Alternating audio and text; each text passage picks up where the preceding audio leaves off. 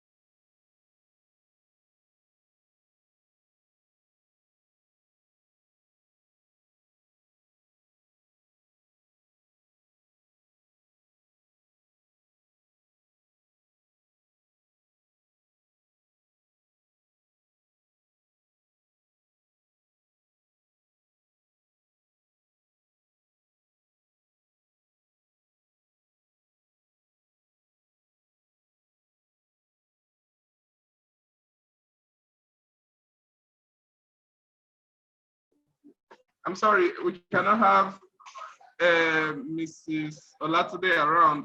Then I'll go straight to Mrs. Adedokun Femi Bolanle, who is from Purchasing and Supply Department of the Polytechnic Ibadan. And she will take us through a paper titled Combating Corruption Through Public Procurement Act 2007 for National Development. Mr. Adedokun, I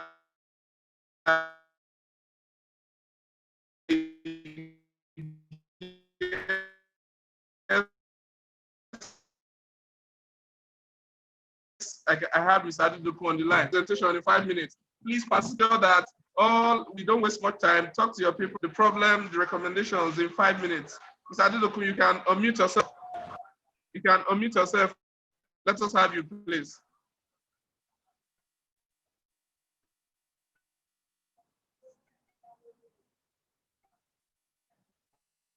Mr. Adedokun, we are having difficulty hearing you, possibly due to a network challenge from your end. You can help us adjust accordingly.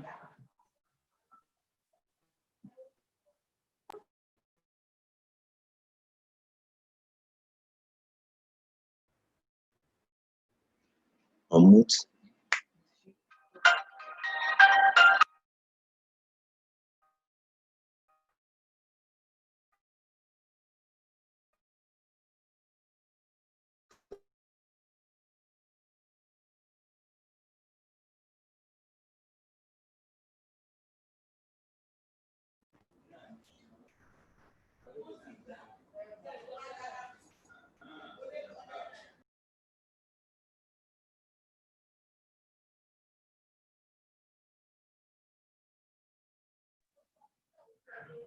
I'm aware we have lost Mr. Adedokun. Pending the time that he will come back online to join us, can I have Mr. Sanusi Aderibigwe, please?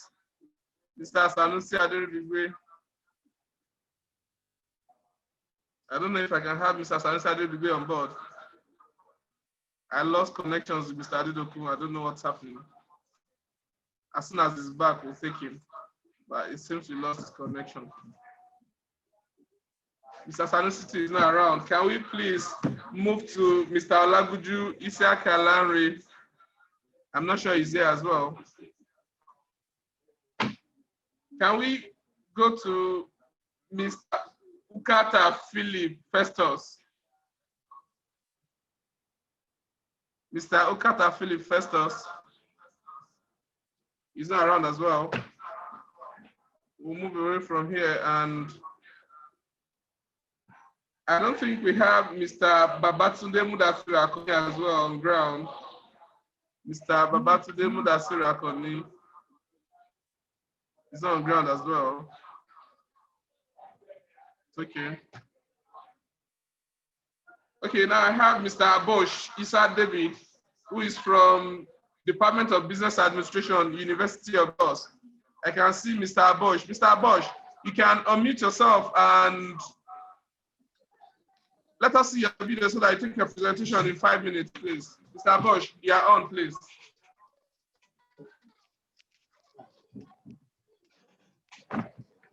Mr. Abosh, I can hear you.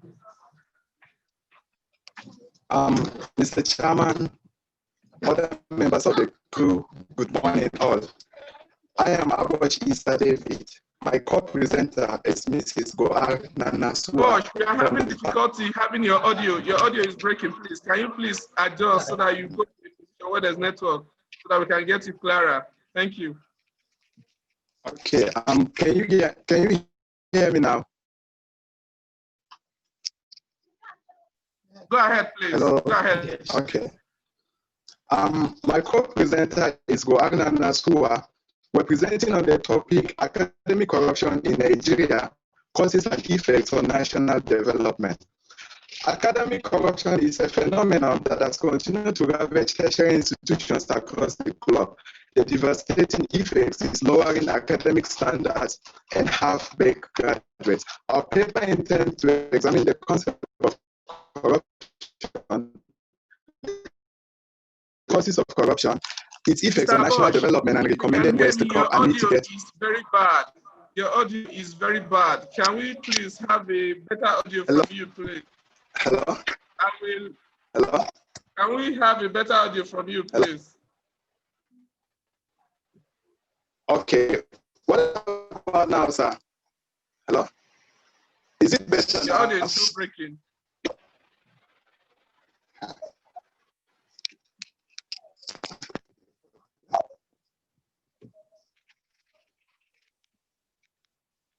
Hello, good morning.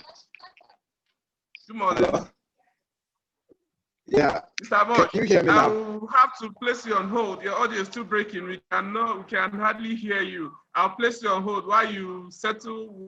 You can move to a position where you have a good network, and I'll get back to you. Thank you. I apologize for that, please. Thank you. I will, on this note, move to Mr. Philip Festus, who is from Department of Office Technology and Management, Captain Elechi Amadi Polytechnic, Rumola, Port Harcourt, and is to talk on a paper which says Office Ethics as a Tool Against Corrupt Practices in Nigeria, a case study of selected public organizations. Mr. Festus, you can unmute yourself and make your presentation quickly in 5 minutes, please. Mr. Festus, you can unmute yourself and 5 minutes, please. Thank you. Mr. Festus, kindly unmute yourself and make your presentation in 5 minutes.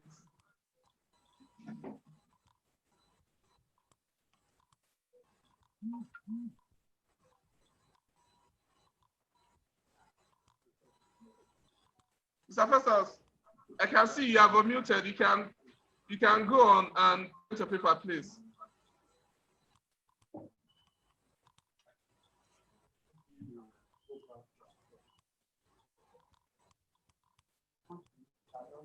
Okay. Hello, Mr. Festus, I have to put you on hold as well. Let me go back to Mr. Bosch, whether he has a hold of his network, please. Thank you. Mrs. Olubato, good morning. Alaji Ebamiji, good morning. Alaji Sule Adamu, good morning. Mrs. Adejola, good morning. Mrs. Caroline, good morning. Mr. Babangida Yaki, good morning. I understand you didn't take your paper yesterday. We'll take it today. Mr. Bosch, you can unmute yourself now and make your presentation. While I get to Mr. Adedokun after you, I can see him live now. I think Mr. Adedokun is having a good network now. I'll take him after that. Mr. Bosch, you can go ahead, please. Okay. Can you hear me now? Is the network better? Hello? It's not, please. The network is still bad. Hello? Hello? Go ahead. The network is still bad from that end. The network is still bad from that end. Hello, sir. Place your hold again while you find a place that there's a good network. Let me quickly go back to Mr. Adedokun. Mr. Adedokun, you can please go ahead and make your presentation, please. Mr. Adedokun, you can unmute yourself now and make your presentation. Mr. Adedokun.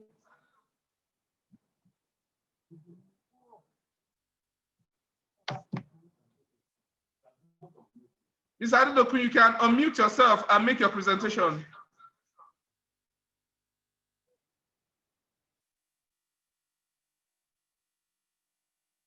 I'm having this with that as well. Let me go back to Mr. Festus.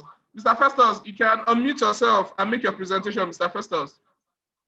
Unmute yourself and proceed with your presentation.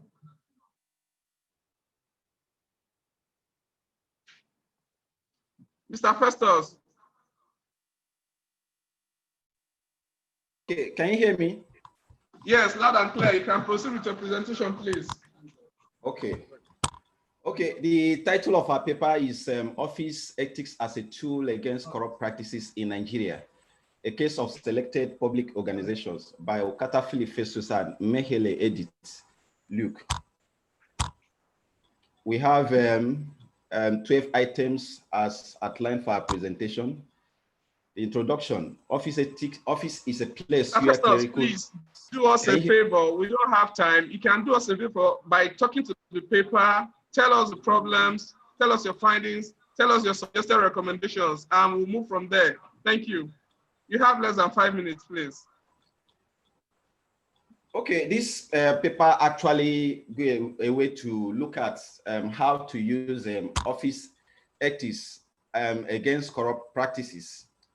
And the paper looked at NDDC, EFCC, and Northeast Development Commission.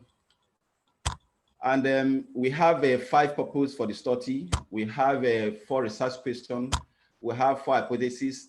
The study actually adopted a descriptive research design, and the data gathered at the secondary level were used to answer this purpose. And if you look at, we have the various types of corrupt practices that were carried out in these organizations, which are outlined.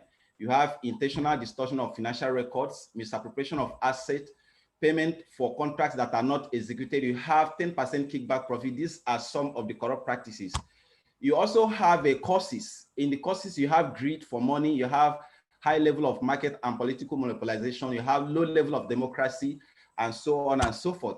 You also have the consequences, and some of the consequences are negative impact on the quality of infrastructures and public services on this region. You have poor educational system. You have high level of poverty among citizens. You have crimes and criminality. These are the things you find in this region where these corrupt practices are carried out. And in the findings, we discovered that these practices that were carried out by this public organization has actually destroyed the fabric of moral society. It also violates the social and economic rights of the poor and the vulnerable. It also undermines the democracy, subverting of the rule of law. We also find out that there are high level of inequality and poverty in this region. We also discovered that office ethics can be used to fight against corrupt practices by displaying honesty, integrity, promise keeping, also punishing people that are also involved in these corrupt practices. And among the recommendations, the study recommended that public office holders should ensure that they abide by the rules and regulations guiding the offices. They should also ensure that employers of public office should ensure that they appoint public office holder based on merit, not because of political affiliation or sentiment or favoritism. They should also ensure that defaulters of public office ethics are adequately punished according to the law guiding the office and that of the land. Thank you so much. Thank you very much, Mr. Philip, for your time management. I will pass you over quickly to the chairman for comments. Chairman, sir. Thank you very much. I think that is a very good presentation from Mr. Carter Philip Festus. My observations are very simple. Looking at the abstract, you did not even put the abstract. You need to put abstract and centralize it. I'm happy with the abstract. The abstract is standard, single line spacing, and it contains all the characteristics of a genuine abstract. I have a problem with the keywords. The keywords, the maximum number of keywords will be 5. Okay. You don't just write keywords 6, 8, Okay. 9, 10, just maximum of 5. That's the latest from the APA. I want to say that the referencing and citation meet the standard of the latest edition of the APA, and then it is standard enough.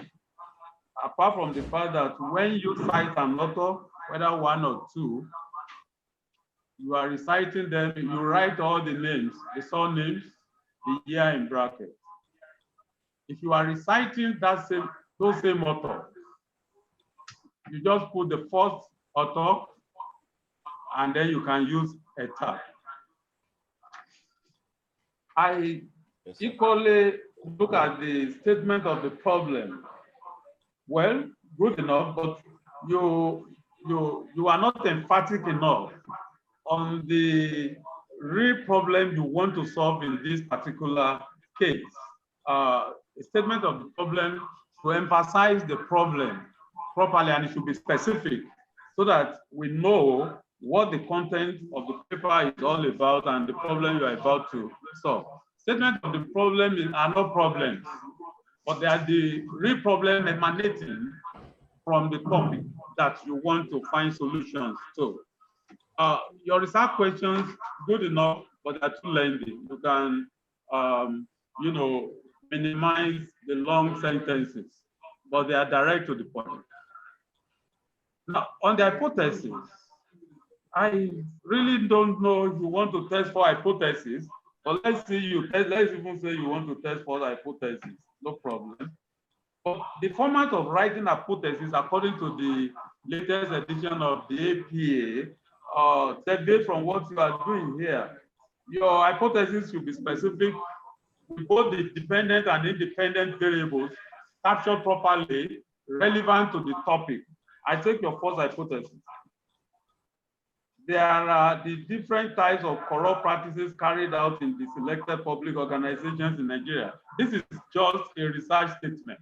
That is not a hypothesis. The hypothesis should be specific. But like possibly you want to find out the significant effect of corruption on those organizations you have mentioned. That may be a good hypothesis. But and you take that from your topic and you reframe it in the proper form of actually phrasing hypothesis. Or what to classify as hypothesis there as statement of just research statements, which is different from hypothesis formulation. I wish you research into that, and in the course of your preparation, null and alternate hypothesis studies, and then you know what I'm talking about because of that of time. Your referencing style is very, very standard. And I go straight to the back of the paper to commend you for a good reference work. You research thoroughly into this paper and you follow all the ethics of the 7th edition of the APA, which this particular conference is particular about. Then I come back finally to the topic.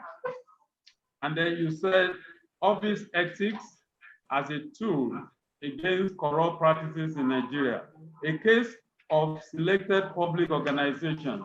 Good topic. But how many organizations? Now, can you really, in the course of this paper, deal with NDDC, FCC, and NEDC? Is that not too wide? I want to appeal and recommend that possibly you are, you make do with maybe one. A case study of an organization will be sufficient for you to generalize your conclusion for the other organization. Mr.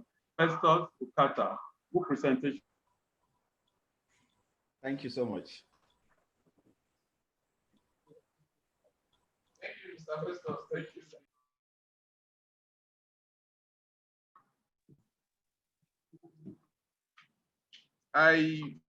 Let me go back to Mr. Bosch. Let me go back to Mr. Bosch now. Mr. Bosch, can you please unmute so that let me know whether you have a good grip on your audio now.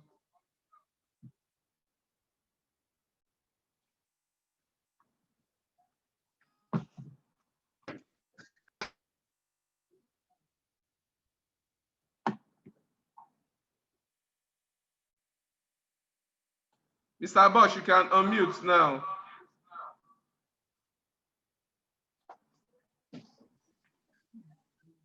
Hello, sir. Can you get me now? No. Hello?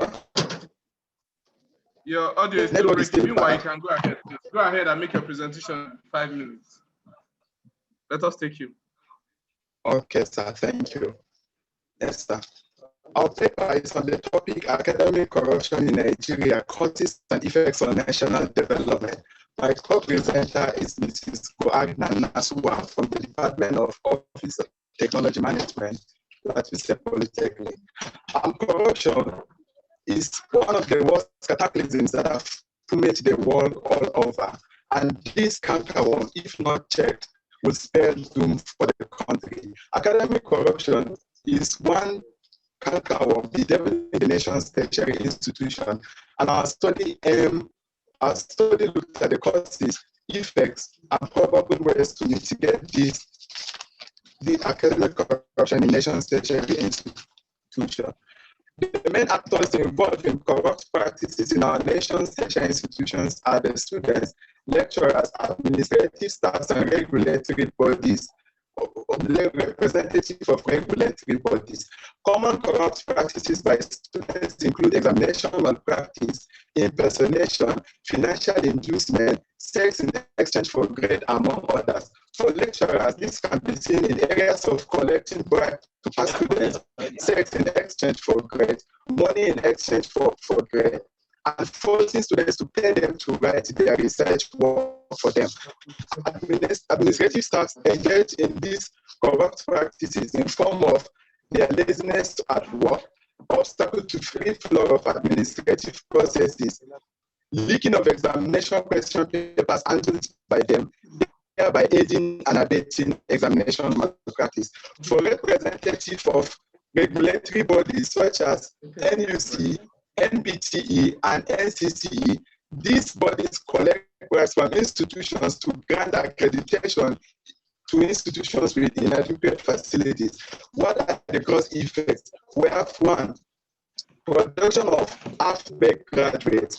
The effect of compromising on the standards Mr. of Bosch, you can summarize your presentation presentation in less than a minute, please. You can summarize your presentation in less than a minute so that we can hand you over to the chairman for proper observation. Thank you. Okay, sir.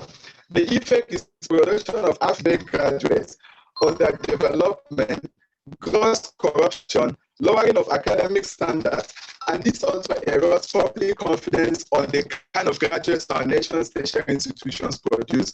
We suggest preventive measures, detection, penalty, and setting up of anti-graft agencies in various tertiary institutions to punish erring lecturers, staff, and students independently without internal interference. We also suggested nationwide orientation by relevant stakeholders to educate Nigerians on the dangers of academic corruption, which, if not checked, will spell doom for the nation's development. This and many others we suggested because academic corruption. Mr. Bosch, thank you for that wonderful presentation, even if your audio is impeding our hearing you clearly. We appreciate you for that presentation. Thank you. I'll pass you over to the chairman now for observation. The chairman, sir. Thank you very much, Mr. Bosch. Good presentation. I start from the abstract. Your abstract should be single line spacing. That's the APA standard, the 7th edition. Single line spacing, not indented, should be blocked. Yours is blocked, but it's not single line spacing. And the word abstract should be centralized, written, first word capital. Your keywords should be italicized, and you don't even have enough. The maximum number for keywords should be 5 or 6. What you have here is just about 4. And I can see effect on national development as a keyword. That's almost a sentence. Now, the topic well treated, but unfortunately, Mr. Bosch, you don't have a recommendation for us. Please include recommendation, very important. Again, technically, I observed that you use haphazard within the context of the work on page, your second page, where you are quoting Chapman and Linda, 2016. You will have used Chapman and the word AND, Linda. Haphazard will be used as the reference when you are actually compiling your reference. And again, I quickly go to your reference. Your reference does not comply with the totally. A bit, you complied a bit, but not totally. Let's take the first reference. Ademola, comma, AP, Simeon, this, that, and you use the ampersand correctly here. Very good. When you are making, you are writing a reference for APA, and the reference is going to cover about 2 or 3 lines. Normally, the reference should be double line spacing. That is between first reference and second to be double line spacing. Now, if a first reference is going to cover about 3 to 4 lines, then all the lines following it should be single line spacing. I think you should know that, please. Once lines, the next reference will follow the double line spacing method. And I think you comply with all the details in terms of books, in terms of journal, and then in terms of, internet present, referencing. Very good effort there. And you quoted enough, you cited enough references that is sufficient for the paper. And then the content of your abstract, I just need to emphasize. The abstract need to contain your topic, possibly your question, research questions, the significance of the paper, and then the methodology, and then, if you test any hypothesis, you mention it briefly, and then you mention 1 or 2 of the recommendations. That is very, very important. So I want to advise you look critically into the abstract again. That said, I think it's a good effort, and as academics, we can always improve. And I think you improve on those areas. And take a copy of the APA, please. 7th edition. I studied it. Thank you very much.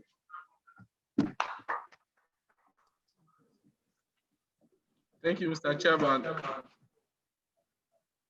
I appreciate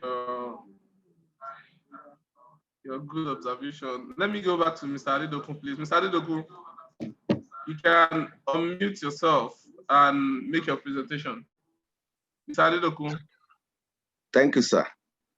The topic before me is combating Mr. Adedoku, corruption you can through unmute public. yourself and make your presentation now, please. Okay, sir. Okay, we can hear you. You have 5 minutes, please. You can go Okay, ahead sir, and make your thank you. presentation. Thank you very much, sir.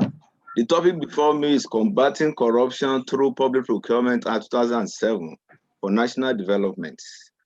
The paper adopted what I can call empirical review. And in the process of doing that, we have tried as much as the presenter, the researchers have tried as much as possible to review the Public Procurement Act vis-a-vis the performance of the Public Procurement Act.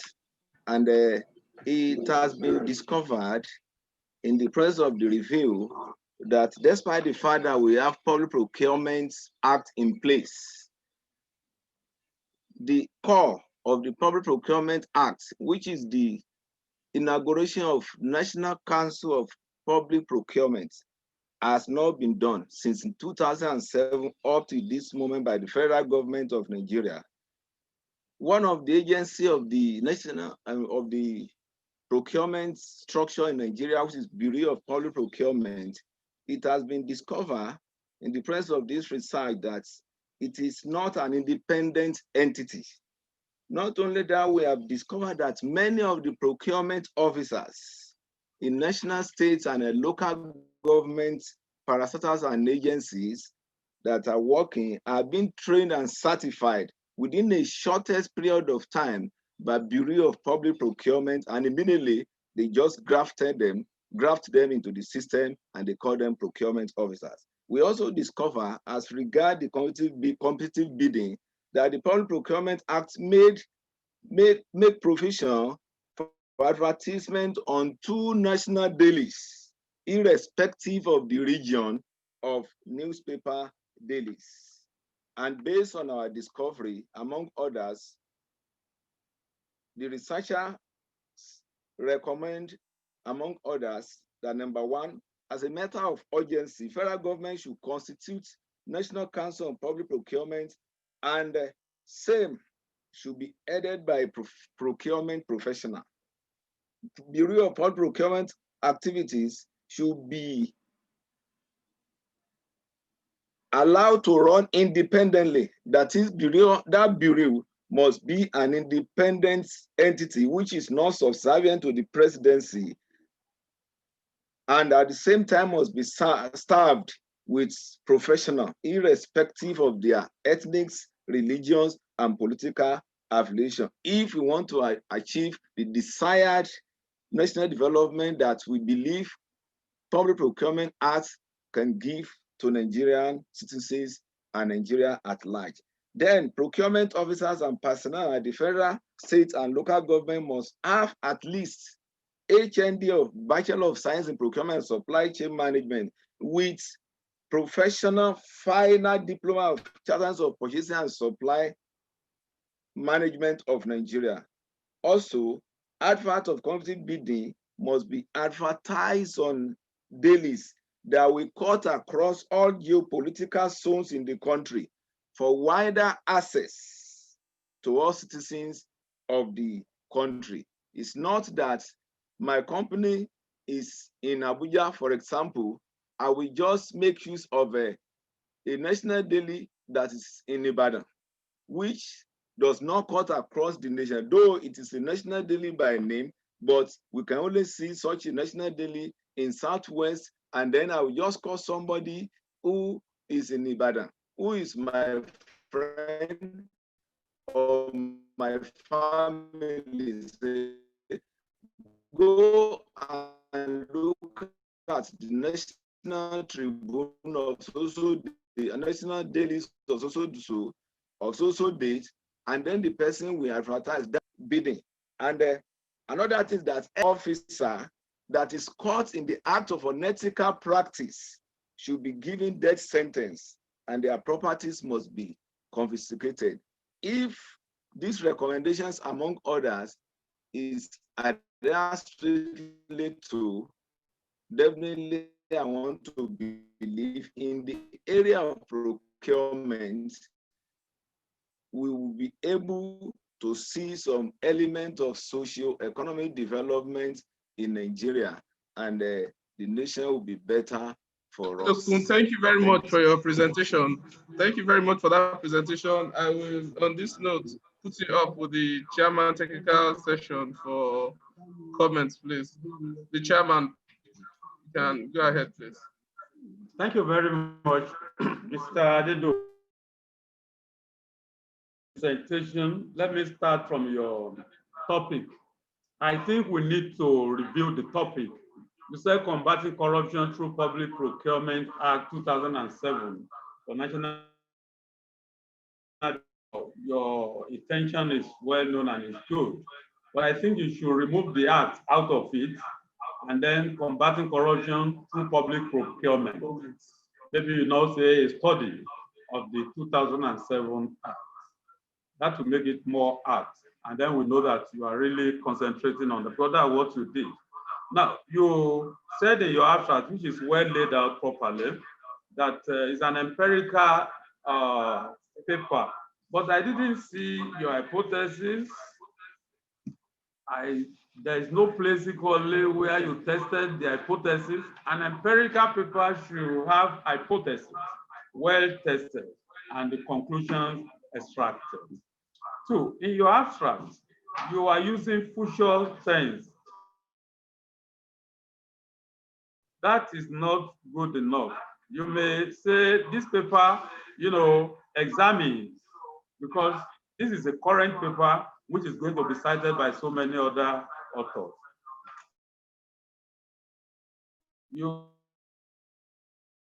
The objectives of the study are, you don't stop there. You say are, so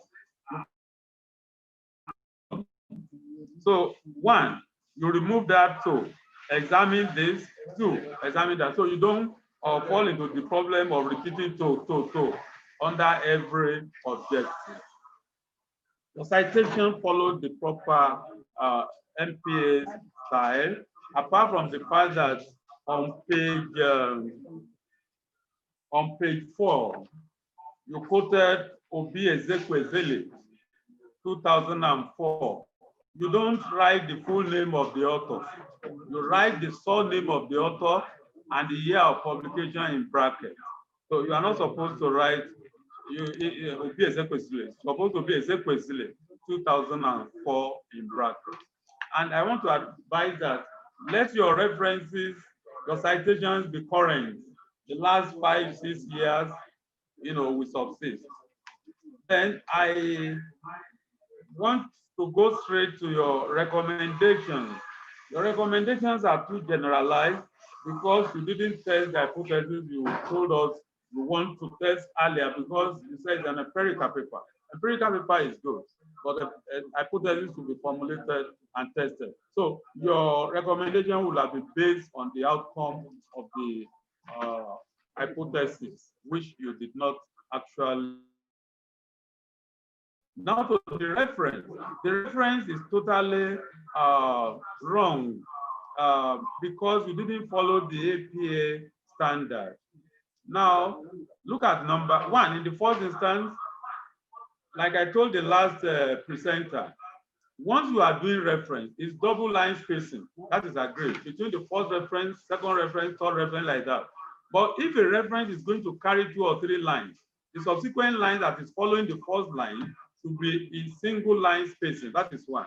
2, you quoted a good governance and public procurement, an appraisal of budget. In fact, your style of referencing totally is wrong. I want to advise you to go to the 7th edition of the APA and look at it. If you are quoting a book, you have to put the surname of the author, the initials, the year of publication, the title of the book, which will be after the first word, all other words will be small letters, except nouns and pronouns. Now, then the title is a book to be italicized, and then the city of publication, colon, then the publisher. If it is a journal, it's almost the same way. The title, the surname of the author, the title of the article, and then, you know, again, first word capital, only the first word will be capital letter, the rest will be small letters, except pronouns and nouns. And then the title of the journal, which we are going to italicize. And after that, you put the page, I mean the reference and then the page. And then again, I can see that you are using PP dot for page. That is no more in vogue. When you want to put page now, you don't put PP again. You don't even put P as you like we had been before. You don't put the page like you did under OECD 117 to 136. That PP should be removed. Then the use of the USR is wrongly used here. The USR is URL is Uniform Resource Locator. It is to assist the reader to locate your, you know, the source of your referencing, you know, like the last one you did. So I just want to appeal to you to please look at that and check the 7th edition of the APA. Good presentation. Thank you very much. Yeah. Thank you very much, Chairman. And let me go to Mr. Isiaka Ayodeji from the Department of Banking and Finance, Federal Polytechnic Ilaru, who is to present a paper titled Cash Reserve Requirement and Profitability of Deposit Money Banks in Nigeria. Mr. Isiaka, you can unmute yourself now. You have 5 minutes to talk to your paper. Now. Good morning, sir. Good morning, sir. Good morning. You can go ahead. You have 5 minutes. All right, thank you. My topic is cash reserve requirements and profitability of banks in Nigeria.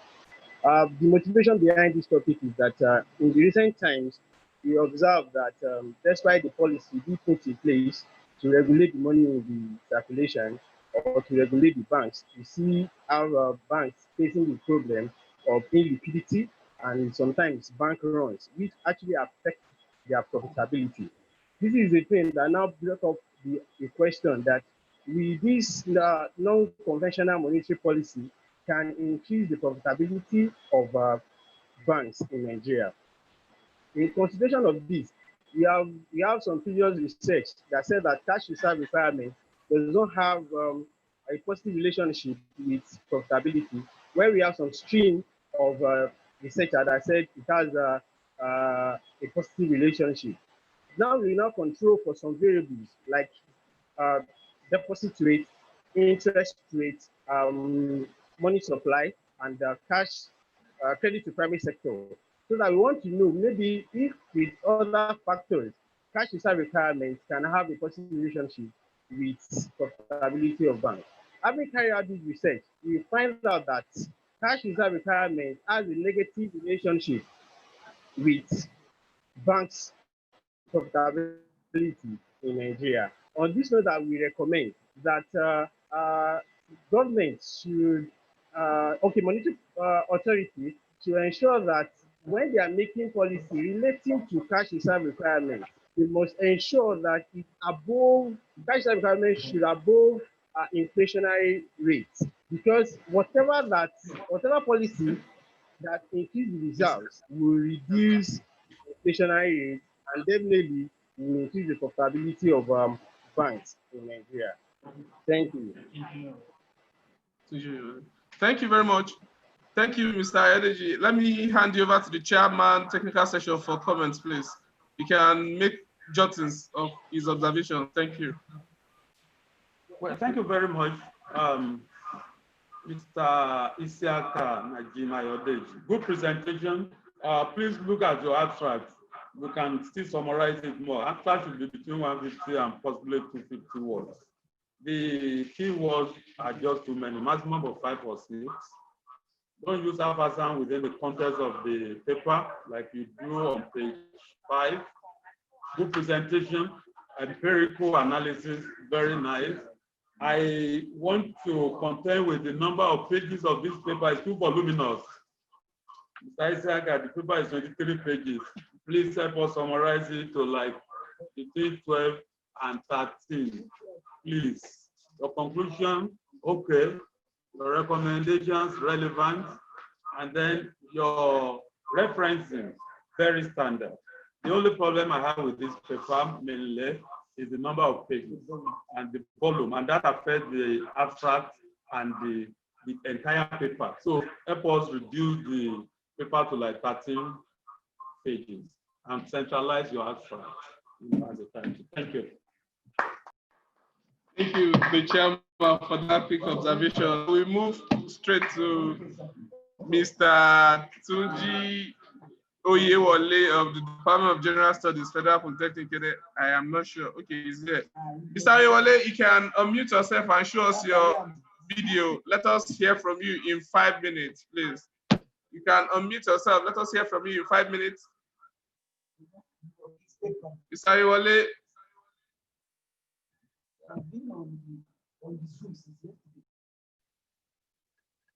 Hello?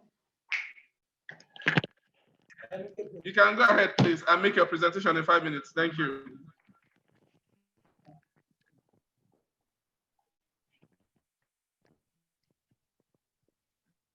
Mr. Oyewole, you can go ahead, please. Hello? Yes. Mr. Oyewole, you have 5 minutes. Please do us a favor by talking directly to your paper. Give us the problems you found and the possible recommendations. Let us have the in-depth of your paper in 5 minutes. You can do us that summary, please, sir. You can go ahead now, sir. You have 5 minutes to make your presentation. On behalf of others we are, that are co-authored with me, the title of the paper is Satiric Drama, Our Voice Proposes Drastic Measures to Kill Corruption in Nigeria for National Development. There are some measures adopted by federal government to fight or kill corruption, but yet to kill or to fight corruption to the minimal place. Therefore, the paper Satiric Drama suggests how corruption must be killed. So in view of this, our voice is satiric drama, whereby satirize how corruptible people are moving from one place to another. Therefore, government set up several measures like EFCC, ICPC, but yet to fight corruption. The essence of this paper is to suggest drastic measures, which is called causes and blessings syndrome, during the swearing ceremony. Because we have to be present to vote in respect of the religion, that is Christianity, Islamic, and African traditional religion.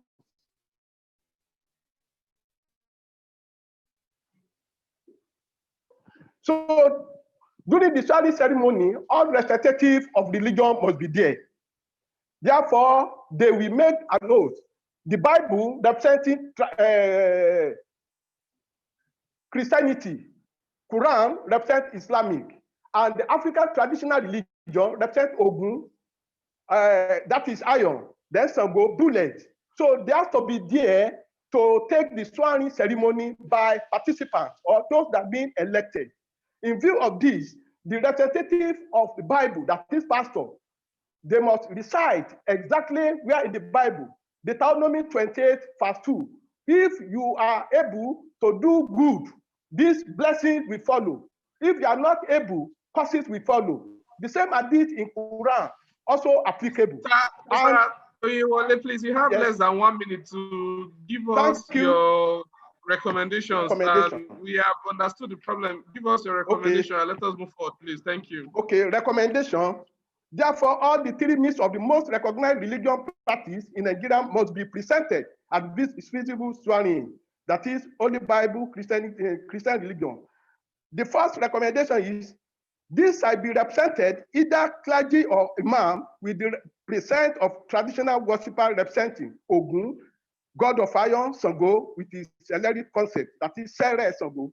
No insinuation in taking note of allegiance, because every representative of each religion, like a Christianity, Islam, and tradition must be strictly use gun, iron, and Sango bullet, because we are all involved in voting during election. Government at all levels must, by all means, find ways of improving livelihood of Nigeria, especially youth, who are leaders of tomorrow, by providing a stable electricity and standard of education across the board. In conclusion, and for practicability, the representative of each religion. Thank you very much for your presentation. Thank you. I have to stop you here. I hand you over to the chairman, technical session for comments. The chairman, please. Thank you, sir. Thank you very much, Mr. Reverend Oyewole, for a good effort there.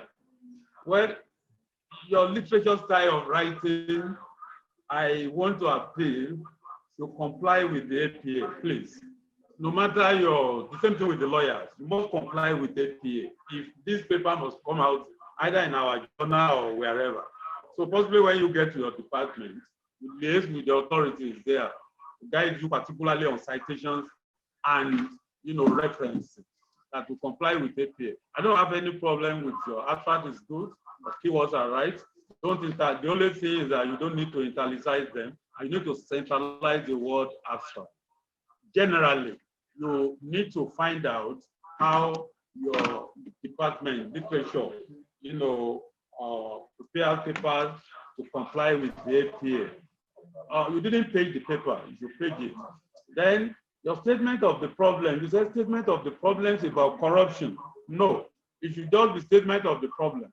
And I observed that in the course of writing out the statement of the problem, you are emphasizing on the problems. No, statement of the problem is the specific problem derivable from the topic you want to solve. You emphasize it and you explain it. It is not the problem you face or the problem of corruption in Nigeria. Now, the reference, I have said it, you need to comply with the APA style. It doesn't comply at all, please. Maybe later you find out what the 7th edition is saying in terms of italics, in terms of URL, in terms of writing it alphabetically, and then in terms of structure. Very important, please. Good effort. Thank you very much.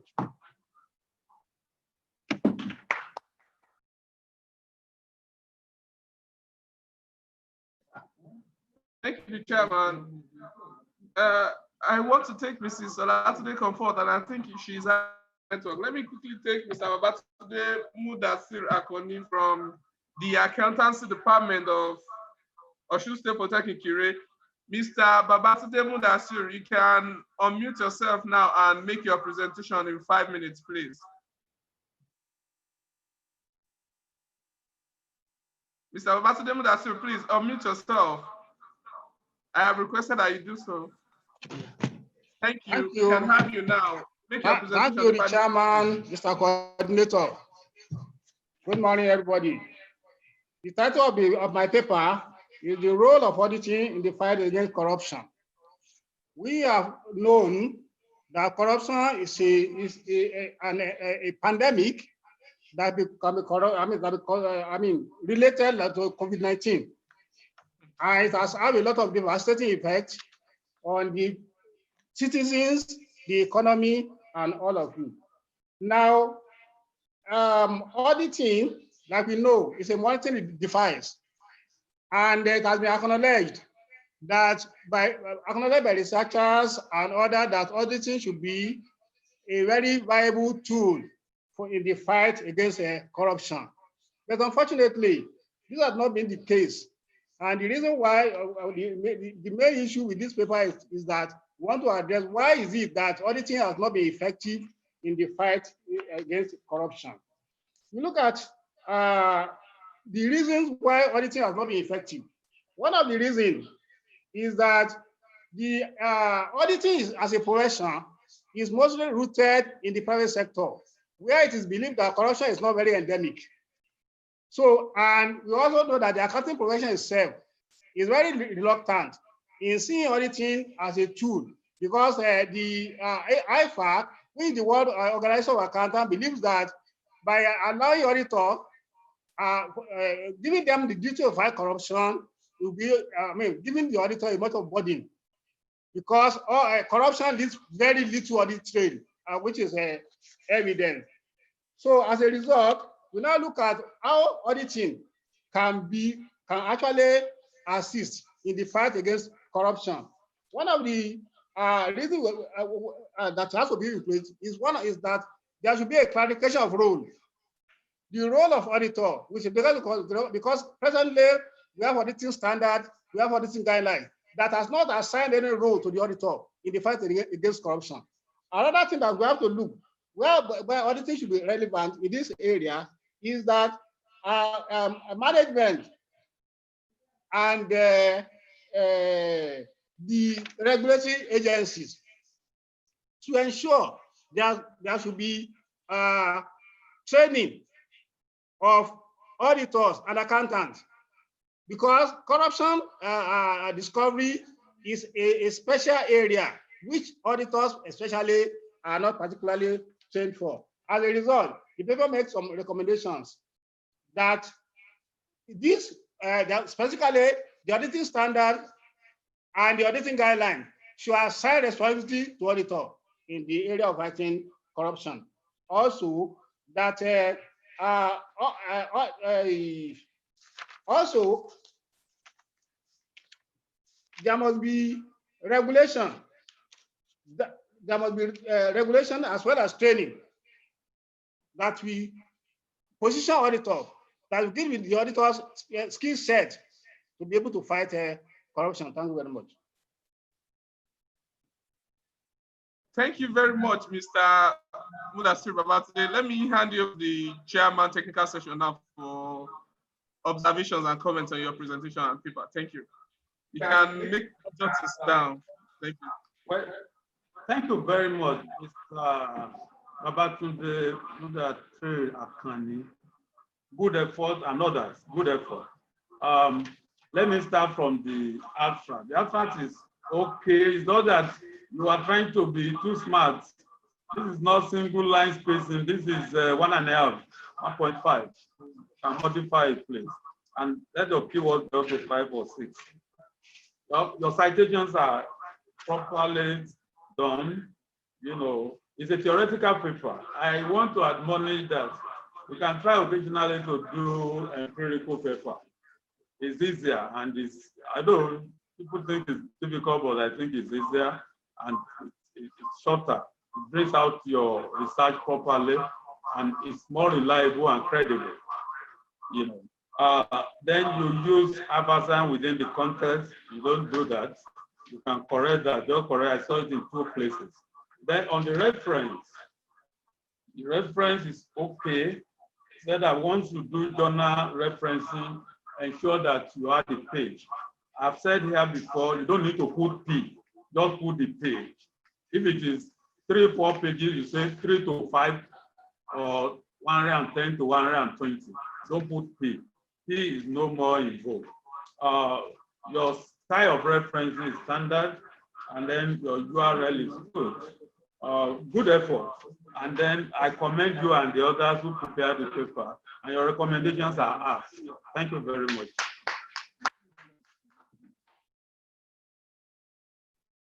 Thank you, Mr. Chairman. Let me quickly take Mrs. Olatunde Comfort from the Federal Polytechnic main library for her presentation on library and information services, a new paradigm for combating corruption in Nigeria.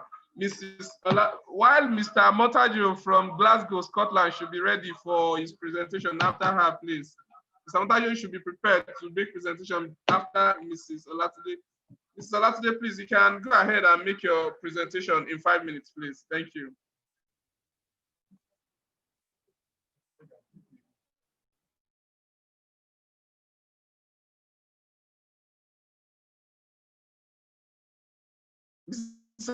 I'm finding it difficult to hear you. I will have to put you on hold why I switched to Mr. Motajo.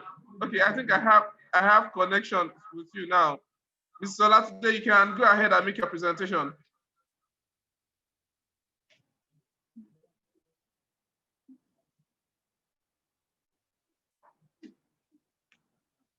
Mr. Olatude, I have to put you on hold now and switch to Mr. Motajo. Mr. Motajo, you are next now. Mr. Motajo, you can go ahead and make your presentation, please. I'm aware you have a slide to share. You can go ahead and make your presentation in 5 minutes, sir. Thank you for having me. I am presenting a research agenda and not a research. This is a research agenda because we believe that there's a lot of things to be done in this area. Our topic is corruption by another name, work experience. And like I said, it's a research agenda. It's authored by myself and Mr. Choice Oluwafola. Now, the main issues in our presentation are not what we have seen a lot of definitions of corruption in this conference. We have called it so many names, but they are basically the continuum between benign corruption and malignant corruption. So for example, bribery would be a very subtle kind of corruption where it doesn't really kill, but it does some great harm. And then we'll have corrupt leaders like dictators that overtake power and then turn public property into private assets. But then we are thinking that there's something in between this, which we are overlooking, which we are calling malicious corruption, where it is not as difficult as big as malignant corruption, but it's also killing people's dreams. And that is what we are looking at in this presentation. One of the major drivers of corruption is impunity. You do it and nobody can talk about it and so on. And people have talked about all that. But one of our major issues in this presentation is that corruption has consequences, and some of them have been highlighted here. It exacerbates poverty, it lowers income, disparity, it lowers economic growth, because if you have no job, you cannot contribute to GDP. And of course, it introduces cost benefit for the poor. You remember in Nigeria some years back where you have to buy a slot to get a job in some of these if you have no money for that kind of a bribe, you don't get a job. So those are the issues that we are thinking corruption causes, which are central to our own discussion. Now we're looking at work, and work is not the same for everybody. It depends on what you have to do. If you look at these two people in my picture here, they are both cycling, but one of them is a professional cyclist, one of them is just for leisure. So if you say there's work, there's a lot of things that make work different from other things that we do. We're trying to define the major issues. The other issue is experience. Now experience here is ways in which people make sense of their encounters in life. That's experience, according to these authors. It is not really something bogus. Just once you wake up in the morning, you live your life, you didn't die throughout the day, you have acquired some salient experiences that makes it go on. And there's a lot of factors that make experience so simple, but just simply waking up and not dying, that's experience. We'll get back to that later. When we talk about work experience is what you do learning the experience. So work experience is something you do on the job. If you can look at my screen here, it is situated and accumulated in the course of work activities, and thus as an important part of competence and its development. So work experience is the experience you get on the job, but life experience is the experience you get every day of your life. Now, those are the two key important things I want us to emphasize here, and I want us to pay attention to this, please. Now, we're now comparing here life experience with work experience. Okay, so some papers have said that the level of wisdom that you have, which is experience, is dependent on how much you're able to reflect on your life experiences. But there's still this dominant ideology in the theoretical contribution that connects wisdom to life experience more than to training. So there is wisdom, there's a connection between wisdom and life experience. And it is not as connected as training. So if you have some training, it doesn't make you wise. But if you have life experience, you are wise. That's what the literature is saying. Now, what is happening at work? This is very interesting. What is happening at work, according to Palonemi, is that during work, people are simply applying personal life experience to solving practical problems at work. So what he's saying is that at work, you are using your personal life experience to handle work challenges. You are not using work experience to do the work. Of course, please, you have less than 2 minutes to please wrap up with your presentation. Thank you. Now, if you look at my screen here, I have shown what it looks like to have life experience. All of us who wore our slippers like this in the very, very beginning of our lives. Later now, we now put on big shoes and go to work. Now, you look at this girl painting herself like this. She becomes an artist. That's life experience. So we're saying that you need life experience to do things in life. You don't need work experience. So why do we now demand work experience from fresh graduates to get a job for the first time? So we are arguing that demanding work experience from a fresh graduate is corruption, because if you look at my screen here, corruption kills dreams. It exacerbates poverty. It lowers your contribution to GDP. It makes you unemployed. So if that is making you unable to contribute to the national GDP of your country, it worsens your income status, and you're not getting a job because you have no experience, then asking for experience from fresh graduates is corruption. Thank you very much. Thank you very much, Mr. Matajo. Please, you can stop the slide sharing so that I can have. I am happy to see your face in a long time now. I think the last time we saw was possibly 5 minutes is just too short, please. Maybe to, at this point, introduce Mr. A. Matajo. He's one of our diaspora scholars. He's our United Kingdom liaison officer for this committee, and he has been the brain behind this virtual committee. I'm presenting. I'm not. You're not reading my citation. I'm presenting, please. I appreciate it a lot. I will hand you over to Dr. Koo. I don't know when last time we have seen Dr. Koo live all the way from Scotland now. Let me hand you over to Dr. Koo to make comments on everybody. Well, thank you very much. Thank you very much. It's nice to see Mr. Matajo presenting the paper. I want to personally thank him for being a very good supportive staff and a colleague. I remember when we started this virtual thing, I suggested an idea to him, he put it in writing, and here we are today.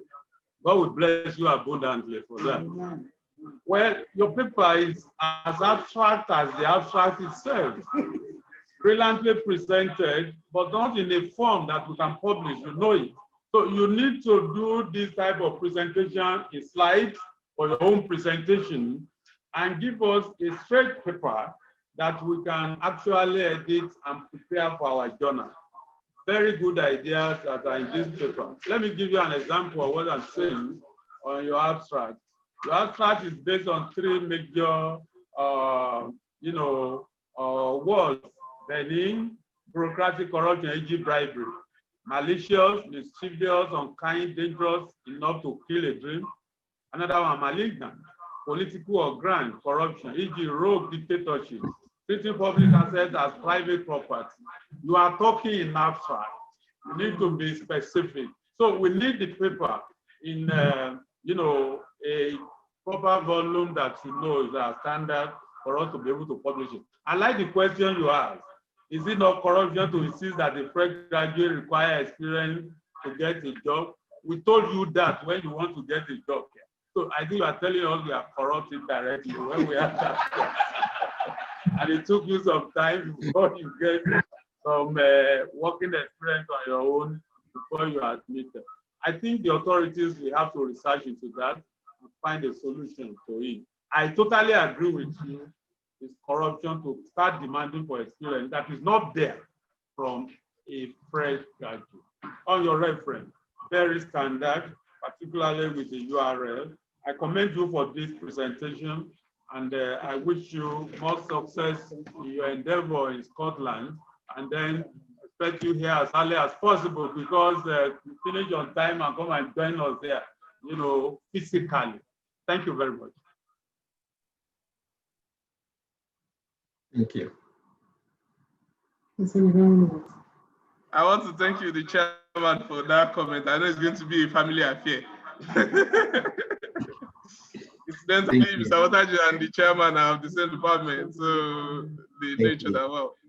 Thank you very much, Mr. Matajo. Thank you for the presentation. We really appreciate your participation and presentation. Thank you very much. Let me go back to Mrs. Olatude of the main library, please. Mrs. Olatude, you can unmute yourself now while I take your presentation in 5 minutes. You can unmute yourself and let me have you in 5 minutes.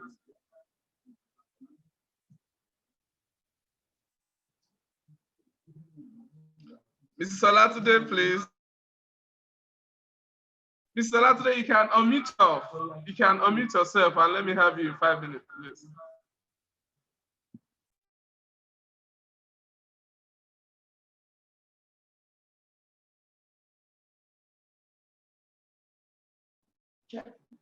Mrs. Olatude, please help us to unmute from your end. I have requested you to unmute. Just click on the unmute button there, then you'll be able to unmute yourself.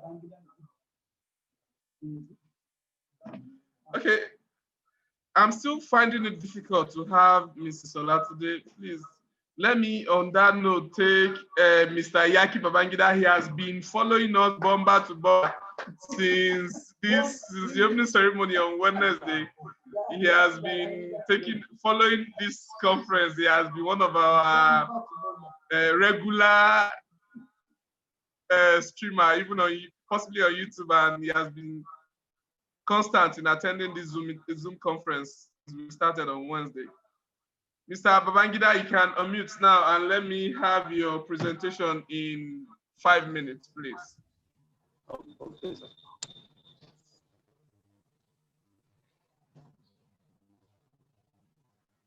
Good day, sirs and mass. Hello, can you hear me? Yes, Mr. Babangida. Hello, sir. Can you hear me, sir? Yes, I can hear you. You can go ahead and make your presentation. Okay, sir. Okay, my name is Mr. Yaki Babangida from Federal College of Education, Niger State. And I'm here to present a paper on examining corruption as a veritable tool for poverty and insecurity in Nigeria. From my introduction, I try to look at how Nigeria is blessed with abundant human and material resources, but the situation here is a paradox.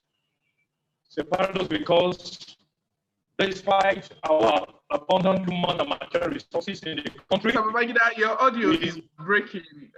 We can barely hear you clearly. Let me inform the participant that Mr. Akinode John should be ready for presentation after Mr. Babangida. Mr. Babangida, please, you can help us to find a place where there's a good network to have your audio clearer, please. Hello, sir. Hello, sir. Please go ahead. Can you hear me, sir? Yes, go ahead. Okay, can you hear me now? Okay, sir. Yes, you can go ahead. I was explaining from my introduction. Okay, I was explaining from my introduction that Nigeria is a blessed country. Nigeria is blessed with abundant human and material resources. And the indices have shown that. But the situation in our country is a paradox. Paradox in the sense that despite our abundant human and material resources, the country is still wallowing in abject poverty. There is poverty that is on the increase in Nigeria. And one of the major reasons for this ugly situation is corruption. I say that existing along the high rate of poverty in Nigeria is endemic corruption. Not just endemic corruption, but institutionalized corruption. And the corruption has grown to a level of impunity in the last 2 decades. Then I try to look at the concept of corruption. And I say that the word corruption comes from a Latin verb, corruptus, which means to break. Since I don't have enough time to go into details, I just want to look at corruption from a simple perspective. That I look at corruption as trying to use one's position for personal benefit.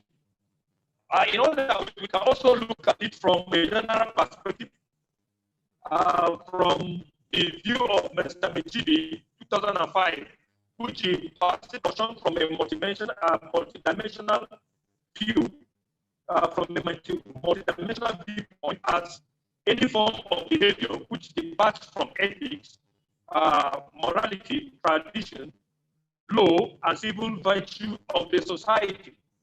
So any behavior that is contrary to our ethics as a nation, that is against the morality of the nation. You have less than 2 minutes to summarize your presentation. Just okay. Then I also look at I also look at types of corruption. Another type of corruption I look at petty corruption. I also look at grand corruption. We also have state or regulatory captured influence peddling. Then we have patronage, paternalism, clientelism, and being a team player. And over there also look at corruption from 4 perspectives. We have political corruption, we have economic corruption, we have bureaucratic corruption, we have judicial corruption, and moral corruption. Then I try to look at the dimension of corruption, which includes the following: inflation of public expenditure, bribery and extortion, fraud, embezzlement and misapplication of funds, non-remittance or under-remittance, and the rest of them. I also look at I have to pause you here. Thank you for your presentation. Your audio is actually giving us difficult times to hear you clearly. Let me pass you over to the chairman technical session to make observations on your paper. You can do us a favor by writing down those observations in order to make the paper more enriched. Thank you. The chairman, sir. Thank you very much, Mr. Babangida Meyati. I want to start with your very interesting topic, examining corruption as a veritable tool. Now, when we start embellishing corruption and start taking it as a tool we can use, then are we not institutionalizing it? And we indirectly start criticizing governments about it. We should be looking for words that can actually define corruption as bane, something that is not good at all. Mr. Meyati, I want me and you to dwell much on this topic. Don't let us embellish corruption as a tool for anything. It can't be good for anything. So you could say corruption as a bane, as a problem, as a cog in the wheel of progress. When you say it's a veritable tool, not a veritable tool for to do anything. I want to appeal to you to reframe the topic in a way that it will capture the content, your beautiful content here, which is very good. Corruption as for poverty and insecurity. You can say corruption as the as a bane of development. Corruption as an instrument to enhance insecurity or poverty. Those would be better than for us to indirectly start saying corruption can never be a veritable tool for anything. So I want you to try and look at that. The paper is good. Your idea, your intention is well known, and then your abstract is good. Please add some keywords to the abstract. Follow the standard. The content of the paper, your double line spacing is too bold, please, sir. Tell your typists to help us check it. To comply with the double line spacing, but you comply, but I'm saying it's too wide. I go straight to your reference. Reference is good, apart from the fact that you didn't check your typists again, who put P in some places and omit P in other places, who ended with number, maybe volume 1, number 2, which is no more in vogue, and good.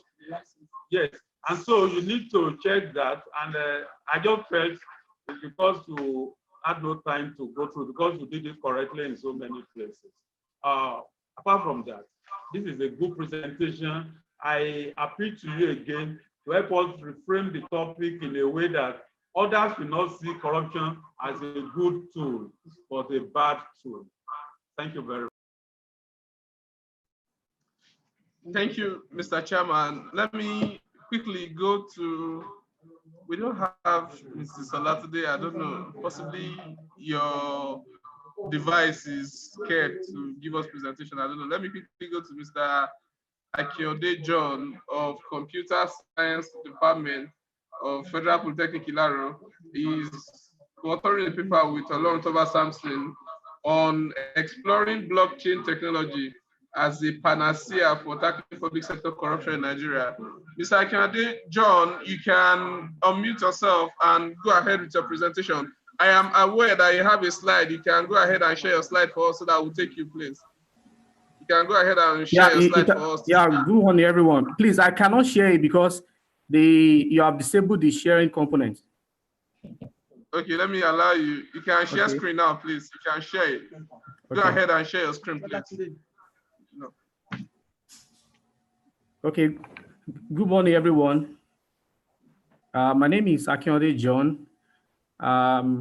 Presenting a paper titled Exploring Blockchain Technology as a Panacea for Tackling Public Sector Corruption in Nigeria. Together with Mr. Olorun.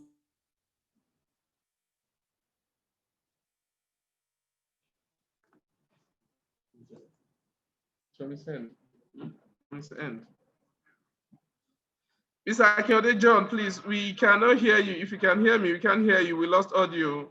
Please, possibly you have a challenge with your network. Let me disable your sharing while we have you on board fully.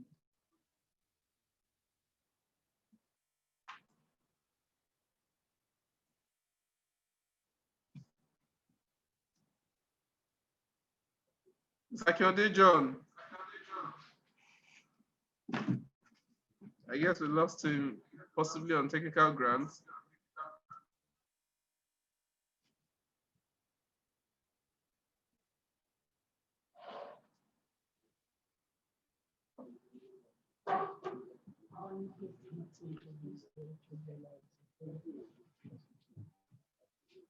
Standing in for.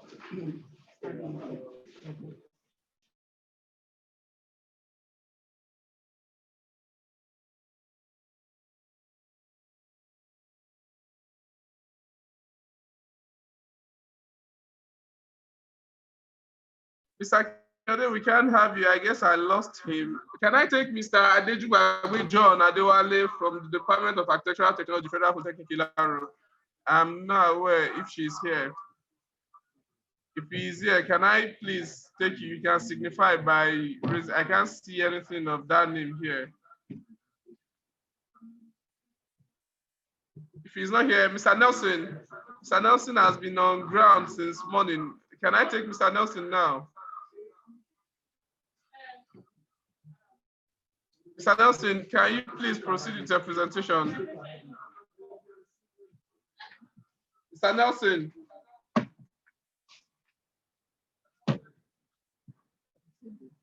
So they give me the next one. Give me the next one.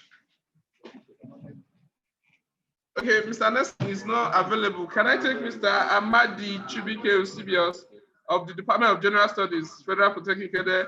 He is to present a paper on a deconstruction of Molefi Asante's idea or Afrocentrism.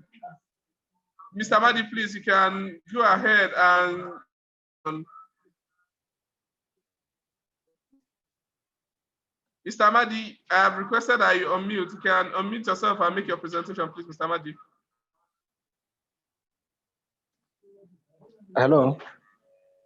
Hello. Mr. Amadi, you can go ahead. You can do us a favor by sharing us your video, please. Do us a favor by sharing your video for us, please.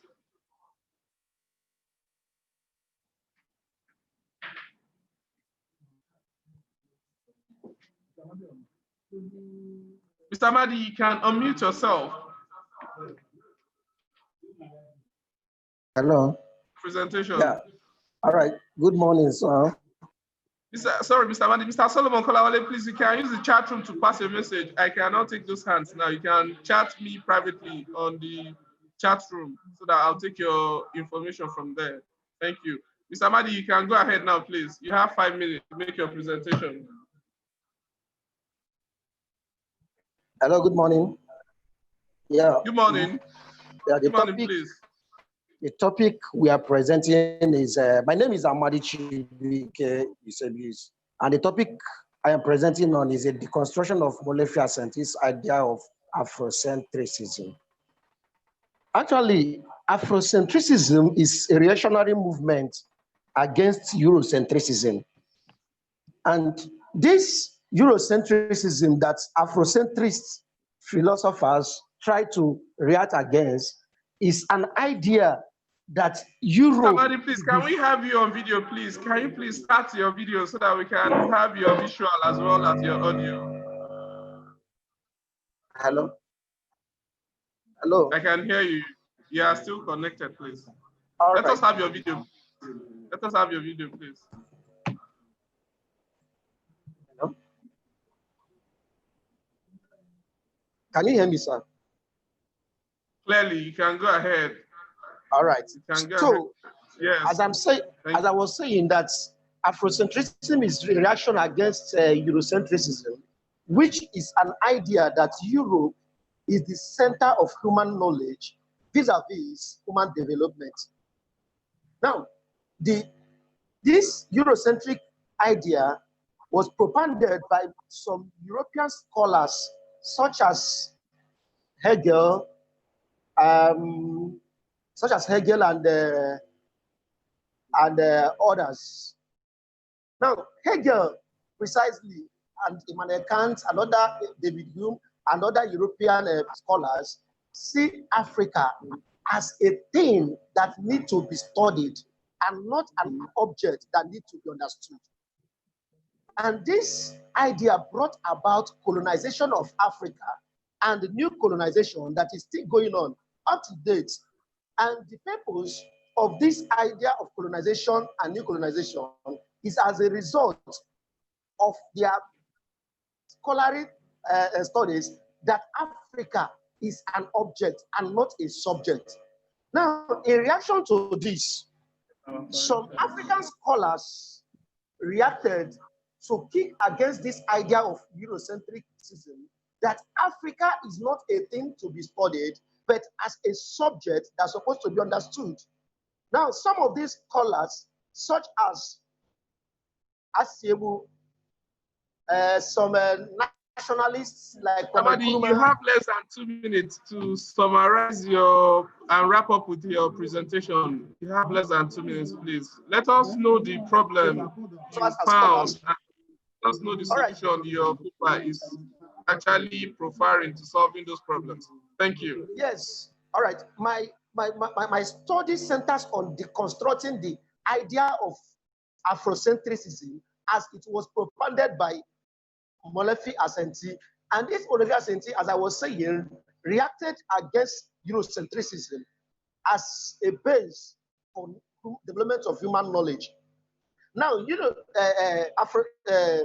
Molefe-Assentees propounded that Africa should be seen as a subject and not as an object. That Africa should be seen as a person, as an entity, as a body that has its own originality and personality, and not as a thinghood, as it has been propounded by some Eurocentric scholars. So this Afrocentrism, as propounded by Molefe-Assentees, profiled that Europe should pay reparation to Africa for colonization. And this colonization was brought about as a result of the idea that Africa is a thing and not a subject. So this paper looks at evaluating or deconstructing Molefe's idea of Afrocentrism, so that through it, so that the real existence of Africa and the state of Africa in in world affairs should be established, and Africa should be accorded their own rightful position in the world affairs. So this is what this paper tries to evaluate through the construction of Molefi Ashanti's Afrocentrism. Thank you. Mr. Amadi, thank you very much for that presentation. Hand you over to the chairman, technical session, for comments on that Afrocentrism. That is the first time I'm hearing that word. Thank you for giving me another vocabulary to make word with. Thank you very much. The chairman, please. Thank you very much, Mr. Amadi Shibuke Sebio. Thanks for this presentation. Let me start from the paper that is not paged. Please page the paper. Page it. And from what I have here, you have more than 22 pages, which is too voluminous for a journal. And so please help us summarize it as the first thing. Now, on the topic, I'm sure you are in the either literature or whatever area. Like I said earlier, let me commend those who are presented and assisting around, online for this conversation. We all benefit from it. Well, your abstract is okay, apart from the fact that you make it single line spacing and then centralize the word abstract. And then you make sure that your keyword, the keyword is a word, not 2 words. And then you make sure you have up to 5 or 6 words there. Then your quotation, that's the way you quote in literature. We don't disagree with it. But I want to appeal to you to study the APA style of citation and referencing for the purpose of our own journal and other journals that are complying, so that you can comply adequately, not without actually sacrificing the content of your technique in literature. Please, that is very important. It's like most of you in literature like to review. You do a general review of somebody's work, like a satire somebody has presented here today. No problem about that, if that is what your profession demands. But please help us comply with the APA to a reasonable extent. We used to give the same appeal to lawyers. They have the way of citing, quoting cases, which does not comply with APA. And we used to beg them from time to time to try to comply minimally, so that it doesn't rubbish the standard of our journal. On your reference, good effort. Apart from the fact that, again, you didn't look at the APA thoroughly. You are still using page P dot, which is no more acceptable. You are still using volume 9, number 2, which is no more acceptable. What we do now is put the 9 in bracket, you put the 2 in bracket, and then you put a comma, and you put the page straight without any P. Help us note that. And finally, your eloquent presentation is so enjoyable. On the reference still, please, the APA standard is alphabetical order. All the cited authorities will be written in the reference format page, reference page, alphabetically. You didn't comply with that. And I want to appeal to you to comply with that. It's a very good effort, and I thank you for joining us on this virtual conference. Thank you.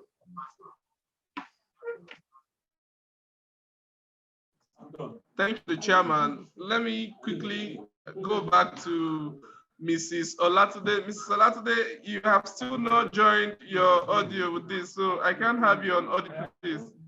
Mrs. Olatude, I cannot add you on audio yet. Please kindly join the audio so that I'll be able to activate you for presentation.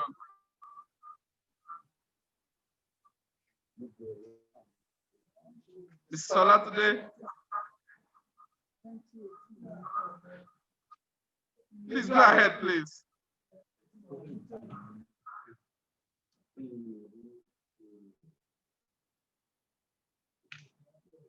Mr. Olatude, you're having a challenge joining your audio with this conference. So kindly check your device to join audio. I will get back to you accordingly. Let me go back to Mr. Akiode John. Mr. Akiode John, you can unmute yourself now and make your presentation. Mr. Akiode John from Department of Computer Science, Federal Polytechnic Ilaro, you can go ahead and make your presentation now.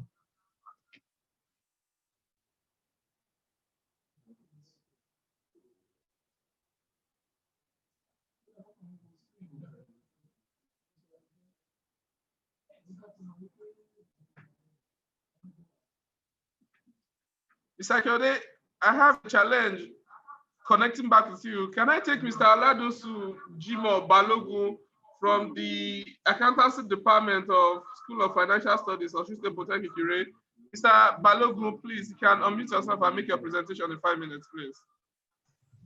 Thank you. Good morning, sir, Mr. Moderator. And good morning. Good morning. You can go ahead, please.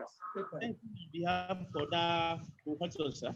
The title of my paper reads thus: the effect of financial intermediation in curbing corruption and enhancing national economy in order to sustain the national growth and development of Nigeria. We took our data ranging from the period of 1996 run through to 2018. And the statement of the problem, why we emphasize on that particular financial intermediation, is that we believe that the financial intermediation will be the one that will move funds from the surplus unit to the deficit unit. But the problem between these surplus units and the deficit units is what our papers stand to at least provide solution to, which we believe that the deficit units prefer getting loan or finance in such a way that at least it will be for a shorter period or a longer period, and the interest will be at a preferable element. Why that of the surplus units decided now having the opinion that yes, they have it in mind that yes, instead of being for a longer period, let it be for a shorter period, and the interest will be bogus. But because of this, the financial intermediary is now coming in to be as an intermediary to settle this very particular dispute. And we focus our intermediaries to be two, the non-banking and the banking intermediary. The banking intermediary has to do with our commercial banks, which is popularly, we all know or familiar with.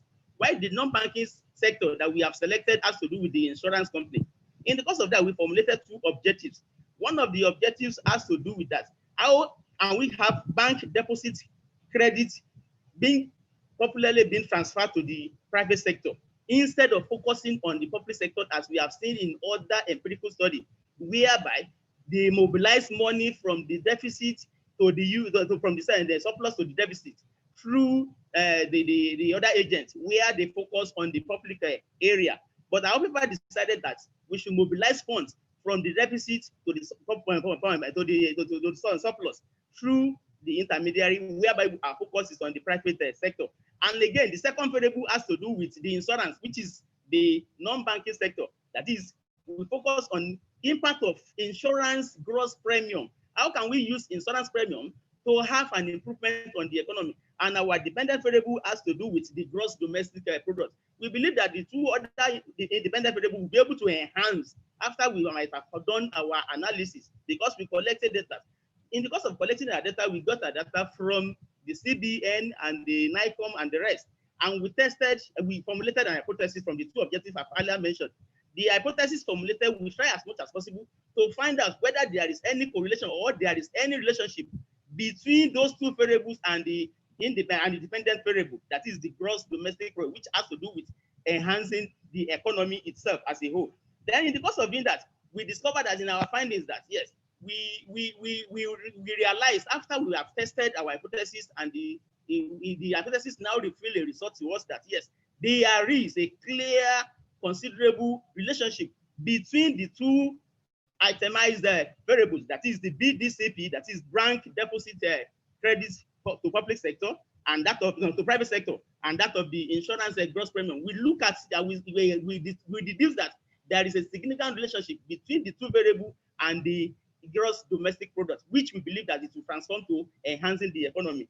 At the end of the day, we now recommend that in the course of doing that, whether we like it or not, since other empirical studies have revealed that when you mobilize funds from the deficit to the surplus, from the surplus to the deficit, when you pump money to the public, the issue of corruption, whereby people might not have the mind of bringing or paying the money back, where investment. Balogun, please, you have less than 1 minute to wrap up with your presentation.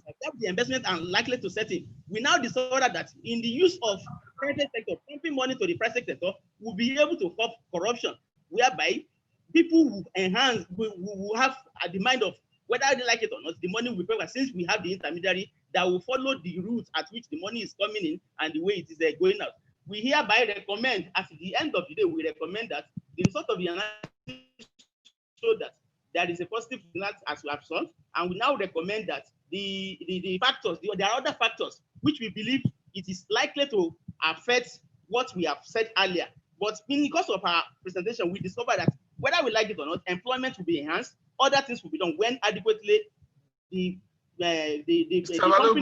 thank you very much for your presentation. Thank you. I have to stop you here so that the chairman take that session can take you up from there. Thank you for that wonderful presentation. The chairman, sir, please. Thank you very much, Mr. Oladoshu Jimon Balogun. Good presentation and good effort. Let us start from what you said, your topic. You said the title of my paper, it should be the title of our paper. 1, 2, 3, 4. You are 4 presenters. You're only representing the 4. To avoid what you classify as plagiarism. You are not the only person, you say our paper. Now, the topic, very good. But to me, by the time you finish reading the topic, you may have forgotten the substance. Or it's too long. Help us be a little more specific, please. In fact, there are 3 major things there.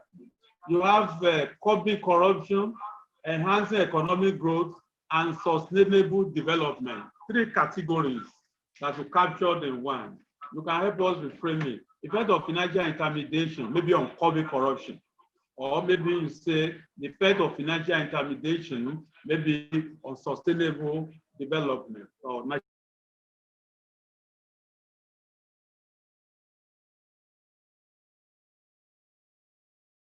national development, or maybe enhancing economic growth. You can put and development in this one. That would be, you can help us just summarize a little bit and be more specific. Based on the content of the paper, your abstract is very good. It follows the single line spacing. Apart from the fact that you just need to centralize the word abstract with initial cap, that is first word capital, not capital letter. 2, the abstract is too long. Please help us summarize it. I've read it. It contains all the ingredients of a good abstract, but just summarize. Then the keywords are too many, maximum of 5 or 6. And don't use sentence as a keyword like bank and non-bank financial institutions. That's too long. Don't find a word.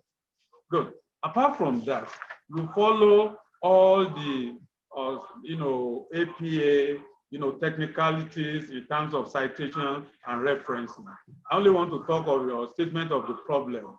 The statement of the problem dwell more on problems than actually telling us the problem you want to resolve in this piece. And I think you should concentrate more on that based on your topic. The significance is eloquently placed, and that the citation is good. The paper is empirical, and that gives me a lot of joy.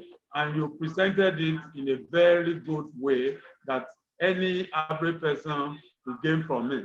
The only thing I want to say to it is that please try to deduce your recommendations and conclusions based on the findings of the empirical, analysis. That is very, very important, so that you don't go outside it. What empirical analysis shows will form the basis of your conclusion, and then it will be relevant to your objective and your recommendation. Your references is excellent.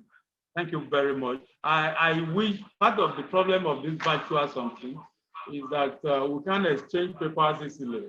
I wish others can see your reference as a standard. It's very, very good. But again, when this paper is published, those who subscribe to our journal will see this type of referencing and be able to use it as a basis of, correcting their own. Thank you very much. Thank you, Chairman. Let me go back to Mr. Akinode John. Mr. Akinode John, please, you can go ahead and make your presentation quickly. You started the other time. Let me.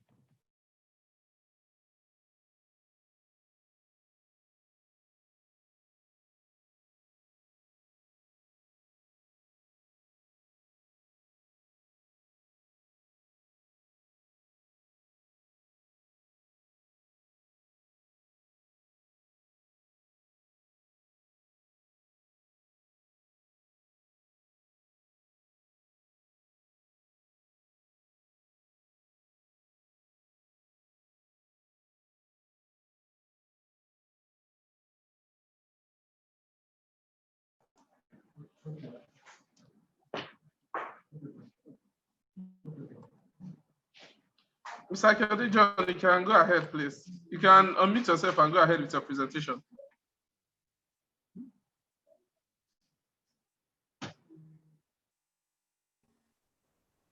Okay, sir. Thank you very much. Please, can you allow me to share my slide, please? Don't worry, proceed with the presentation. I guess that was what actually obstructed our connections. You can go ahead and talk to your people, please. You can go ahead and talk to the people. Can I share my slide, please? Mr. please, you can go ahead and talk to your people. But please allow me to share the slide. I can't share it from here, please. Okay, you can go ahead. Please kindly allow me to share the slide, please. I cannot share it. You can go ahead and do that. You can go ahead and do that. Okay. Yeah, it's working out. Thank you. Yeah, thank you very much. Thank you. Yeah, once again, good morning, everyone. My name is Akimade John. I'm presenting the paper titled Exploring Blockchain Technology as a Panacea for Tackling Public Sector Corruption in Nigeria. The paper is written by Olontoba Samson and Akimade John. The introduction, we look into corruption in public sector, and then we discover that procurement is one of the pronounced public sector corruption. And then also, one of the things we discover in our study is that corruption thrives around lack of transparency, inadequate record keeping, and low public accountability.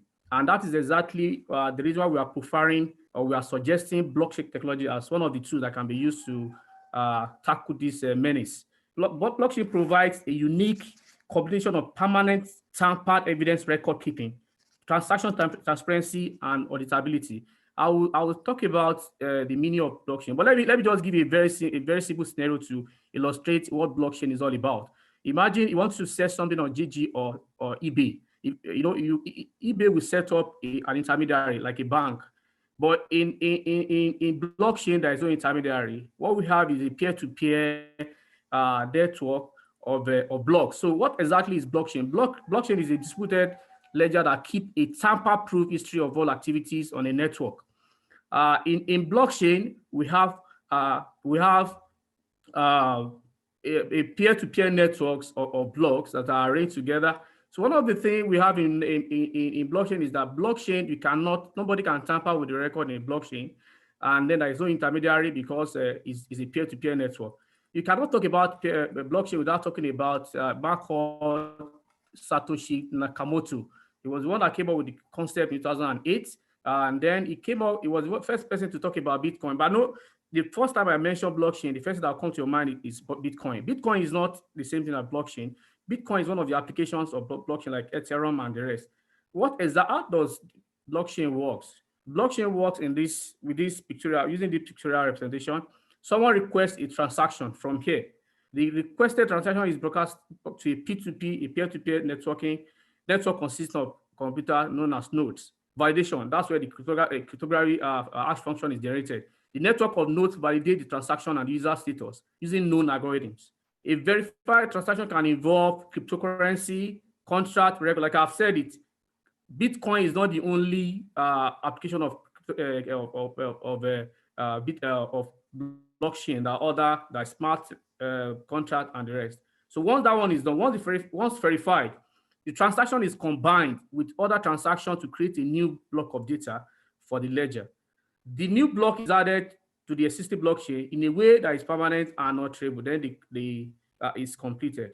Like I've told you, like I've said rather, One of the key points of blockchain is that it is tamper-proof. No, once you tamper with any of the block, message will be distributed or transmitted around to other members in that block, and then with that, there'll be a flag, and that person will not be able to carry out the there are so many works that have been done, and those are the related works that have been done then what are the applications of blockchain technology? There's so many applications. One of them, the most popular one, is cryptocurrency, that digital currency. You can transfer business using Bitcoin, and then also digital banking. Also digital assets, it's one of the, you can track your assets that using blockchain technology, such as the real estate, stock certificates, and the rest. Also, you can use it to keep record keeping, contract management. Also in finance, it's also used in finance, in asset traceability, also in tax and customs. And blockchain application against corruption, not corruption, against corruption. It is used in supply chain management. Government can, companies like Ford, Walmart, they are using it to track location of the items from the manufacturer to get to their hand. Also, blockchain has been used extensively in e-voting.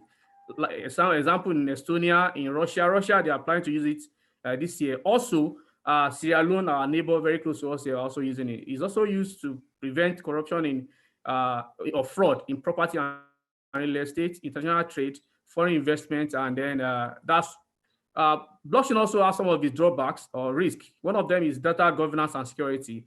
In a peer-to-peer network, one of the participants can disclose their data, and that might affect the security of the network. Similarly, there is from equipment, like Nigeria now, because some people know that once it's introduced, there might be issues. Some of their nefarious activity might be discovered. Then they might not allow government to implement it. So that's one of the challenges that blockchain is facing in developing countries. Lack of support from top management, same as above. Maladaptation of technology for illegal purpose, and that's what the Yahoo guys are doing now. They are setting up, websites using using Bitcoin. They are, to carry out their, carry out fraud on the internet. They cannot. How do I put that? They can't break the network. They cannot access the network. But what they can do is that they can use that network to carry out different activities. Now, our conclusion. Blockchain technology is an emerging technology capable of disrupting many systems and allowing them to improve in terms of data security, speed, efficiency, immutable record, autonomy, and reduce cost. Corruption in public sectors have been regarded as the main bane to social economic growth, especially in developing countries. We have explored the potentials of blockchain technology as a solution to addressing the problem of corruption. Thank you very much for your presentation. Blockchain technology can be. Thank you for your presentation. Thank you.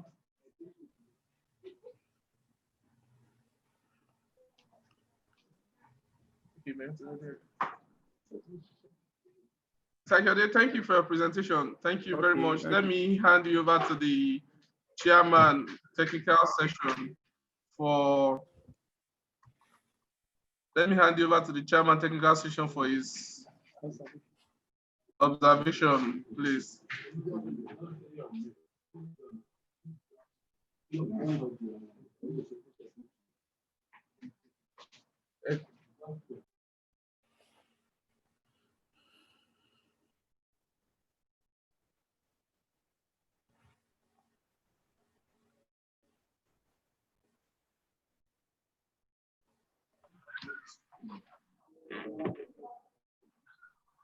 Okay. Thank you, Mr. Oloruntoba Samson, for that good effort. A very technical paper. I start from the abstract page. Good abstract. Please centralize the abstract. Every other thing there is okay.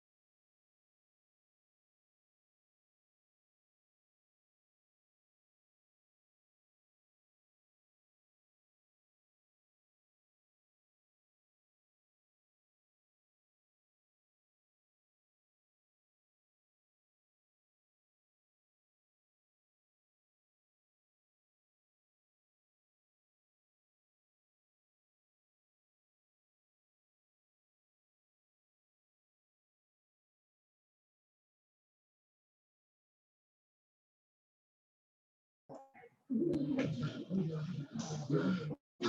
Akeode John, please. I guess you can get us over the audio now.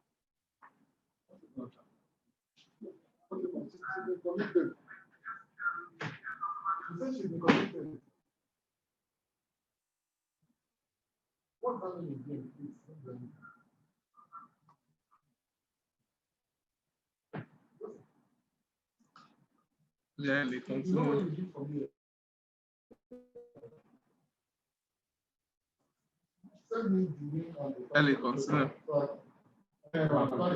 Yes.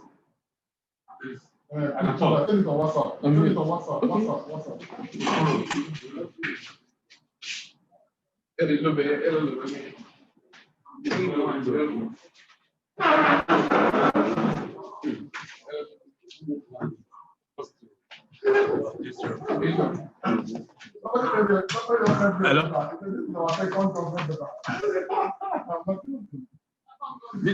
Mr. Oloruntoba Samson, are you with me?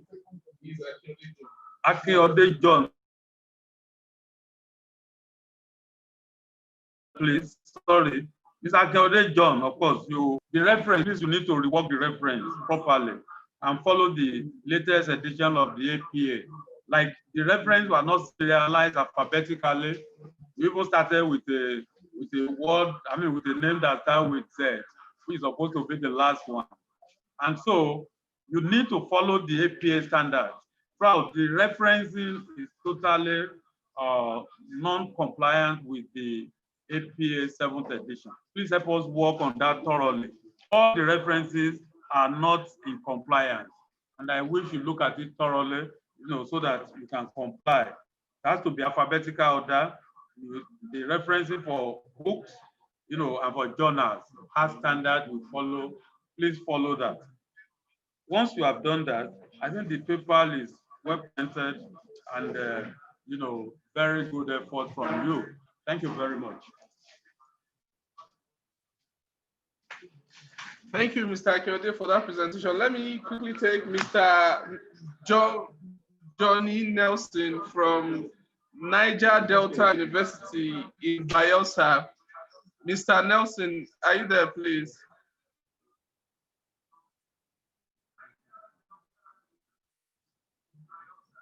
Mr. Nelson, you can unmute yourself, Mr. Nelson. You can go ahead and unmute yourself.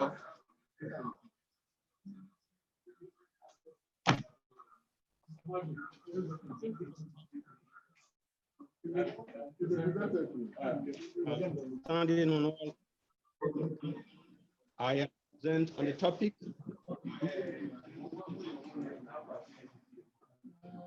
It is employment has been major objective area of our period. Full employment embodies the highest amount of skill. Now they are here. I've not called Nelson before. No, I know about Nelson.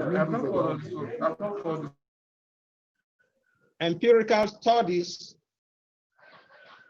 indicated that employment has a significant positive influence on economic growth. Employment trend in Nigeria has been on desirable level over the years.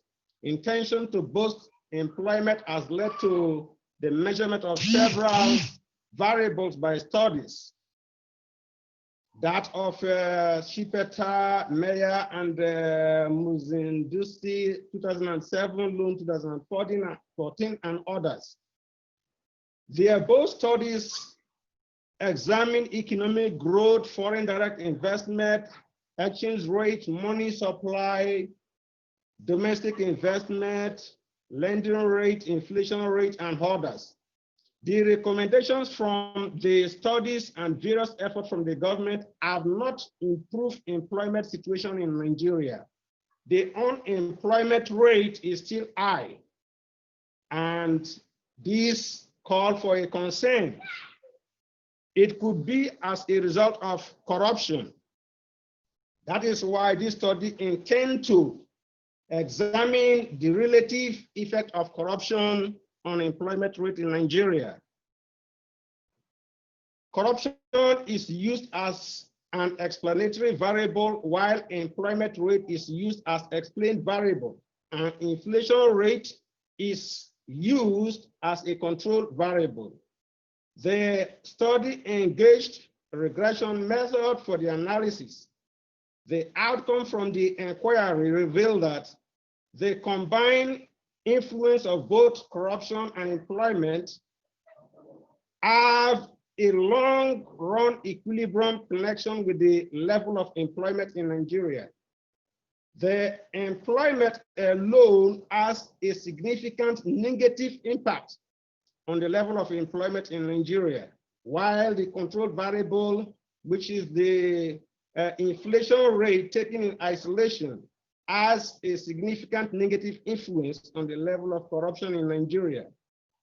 Employment rate and corruption are negatively correlated, and it is strongly correlated. We conclude that corruption has a negative influence on employment generation in Nigeria. The implication is that increase in corruption in Nigeria will lead to a decline in employment rate.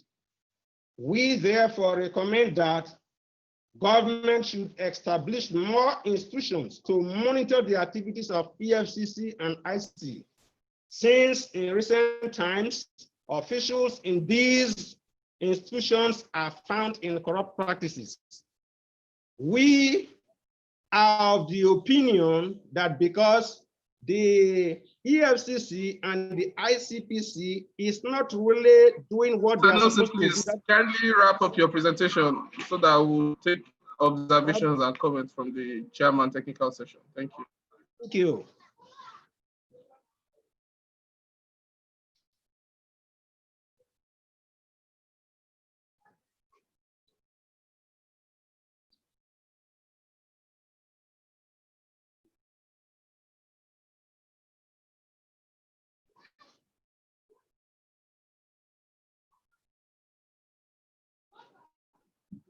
The chairman, please, you can make observations now. Thank you very much, Mr. Johnny Nelson, for a very good presentation. In fact, I'm so impressed about this paper. It's an empirical paper that follows the standard of normal academic education from the beginning. The abstract is good and excellent, apart from the part that we need to use or write the word abstract, post-war capital. That's all. Everything there is perfect. The introduction is okay. The literature review is good. The other area I disagree with in the paper is on numbering. You don't number. There is no need for numbering. The topic is, apps and specific to the point. And it's not very good. The effect of corruption on employment in Nigeria, an empirical investigation. I also want to commend you for basing your recommendations and conclusions on the empirical tests carried out. This is very, very important and very good. Well, the analyses are there and they are very clear. I hope the authorities will make good use of it. Again, I'm happy with the fact that you realize your findings 1 to 6. Good. The conclusion is apt. Recommendation is very good, but you need to number it. You can put your recommendation in paragraph. That's the APA standard. Again, the reference side is excellent. You took your time, all of you took your time to check all the I's and T's and dot the I's and T's, and then everything is in order. This is a very good standard, for academic publication. I'm happy with your contribution knowledge. Apart from the fact that you are saying that very good people have written on the effect of corruption and employment. We have so many papers written on that, but you dwell on an area that deals strictly with the micro level, which is very good. You concentrate on that employment and you brought out some facts that are germane to our present situation. And you suggested area for further reading, particularly in the macroeconomic variables on employment rate. I commend all of you for this presentation, and it's a standard all of us to follow. Thank you very much for joining this virtual conference and for this excellent presentation. Thank you very much. Thank you, Mr. Chairman. Let me quickly take Mr. Adejugbagbe John Adewale from the Department of Architectural Technology, Federal Polytechnic, Ogun State. Mr. Adewale, please unmute yourself now and share a video to make your presentation.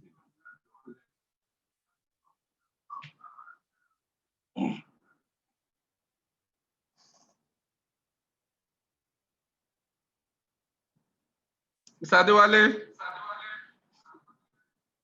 you can unmute yourself and make your presentation, please.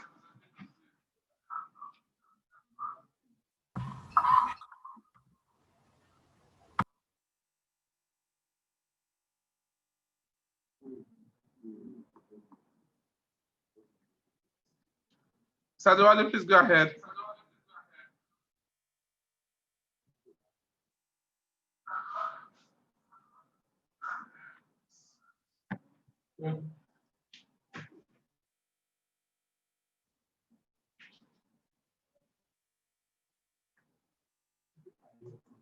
Mr. Adewale, please go ahead and make your presentation, please.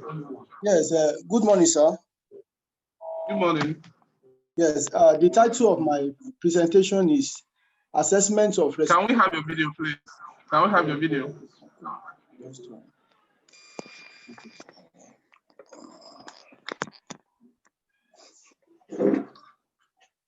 Good morning, sir. Good morning, please go ahead. Yeah, the title of my presentation is Assessment of Residential Satisfaction in Public Housing Estates. Please, you have 5 minutes, please, to make your presentation. You have 5 minutes. Thank Okay, you. Assessment of Residential Satisfaction in Public Housing Estates in fringe areas of Lagos State. I'm actually looking at how factors that determine satisfaction in residential estates in fringe areas in Lagos State. I picked my case study from the Abraham Adesanya estate at Aja, Lagos. Particularly fringe area, I had to look at fringe areas. A fringe area is an area that is where the urban center is actually moving away. The activities at the urban center is moving away, where you have condensed urban center activities and it's moving away into less urban area. Some other people call it a peri-urban area. Now, in the importance of housing cannot be underrated globally. Also in Nigeria, the case is the same. The government has tried so many things, so many programs to produce housing for the populace, but over a long period of time, some of these programs have not been sustainable. Somebody buys or subscribes into a housing estate, and eventually is not able to get maximum benefit from the estate because of certain facilities that are produced, that are given in those estates, more especially facilities within a residential building and activities that surround the residential building. I'm actually looking at kindly wrap up. Kindly try to wrap up your presentation, please. Can you tell us the problems? Tell us the ways you have suggested that those problems can be solved in your paper. Kindly talk to the paper so that we'll pass you over to the chairman for observation. Thank you. Okay. So what I did is to look at give out questionnaires to look at what are the responses of respondents. I gave out about 297 questionnaires, and I got back my responses. Now I tabulated that the problems are actually that many people, they buy into housing estates without being able to enjoy facilities. That is a major problem. Now the types of houses, the numbers of families in the building, the facilities that are there, spaces provided, means of domestic waste disposal, sources of potable water are all that I've looked at. I went further by examining these problems and analyzing. Thank you very much. Let me pause you here and hand you over to the chairman for observations and comments. I requested that you tell us your findings and your recommendations. The other time you're taking more time. The chairman, please, you can please observe, sir. Thank you very much, Mr. Dejuba John Adewale. Good presentation and very good effort from you. Like I said before, the abstract should be initial cap and should be centralized. The abstract is okay. The introduction is good. Your hypotheses are standard. You know, I'm happy you placed the null hypothesis alone, and then your statement of the problem is apt. Under review of literature, I observe you are using the Habersan, you know, to qualify names of authorities you cited. Within the context of the text, you don't use Habersan, you use that under reference. And you can just use the word and, A-N-D. Again, it's not, the paper is not paged.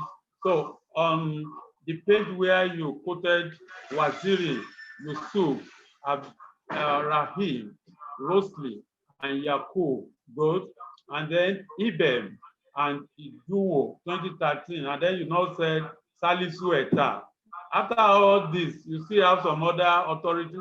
If you have, you continue to list the surnames until you listed the one before the last one, and then you use the word and. So you don't need a tag there. This is an effort that is commendable. You really work on this paper, you collected very germane data, which were used for your empirical analysis and tests, and you show us some pictorial photographs that are very relevant and good and well placed within the paper, and I think your recommendations are relevant to your objective and the rest. And again, and this is relevant to the hypothesis you tested. Very good effort, sir. On the reference follows the APA standard perfectly.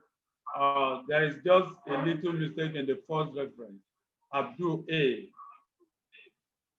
where you use and Hashim. That is where you use the Habersan. So, and I think you just correct that. The same thing with Ibem, same thing with Bonanioto, and.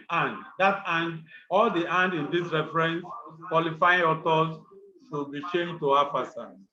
Apart from that, follows all the other rules. Thank you very much for a very good presentation, and I look forward to when this paper will be published. Thank you very much. Thank you, Mr. Chairman. Let me quickly call Mr. Oke Joseph Adewale to please make his presentation quickly. Mr. Oke Joseph, please. Mr. Oke Joseph Adewale, please go ahead.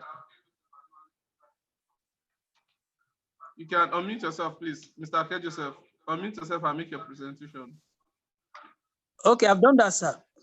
I'm presenting the paper titled. Video as well. You can share us a video so that we can get it clearly. Okay, sir. Okay, I've done that. Go ahead, please. So I'll be presenting the paper titled Challenges of Business Corruption on National Development.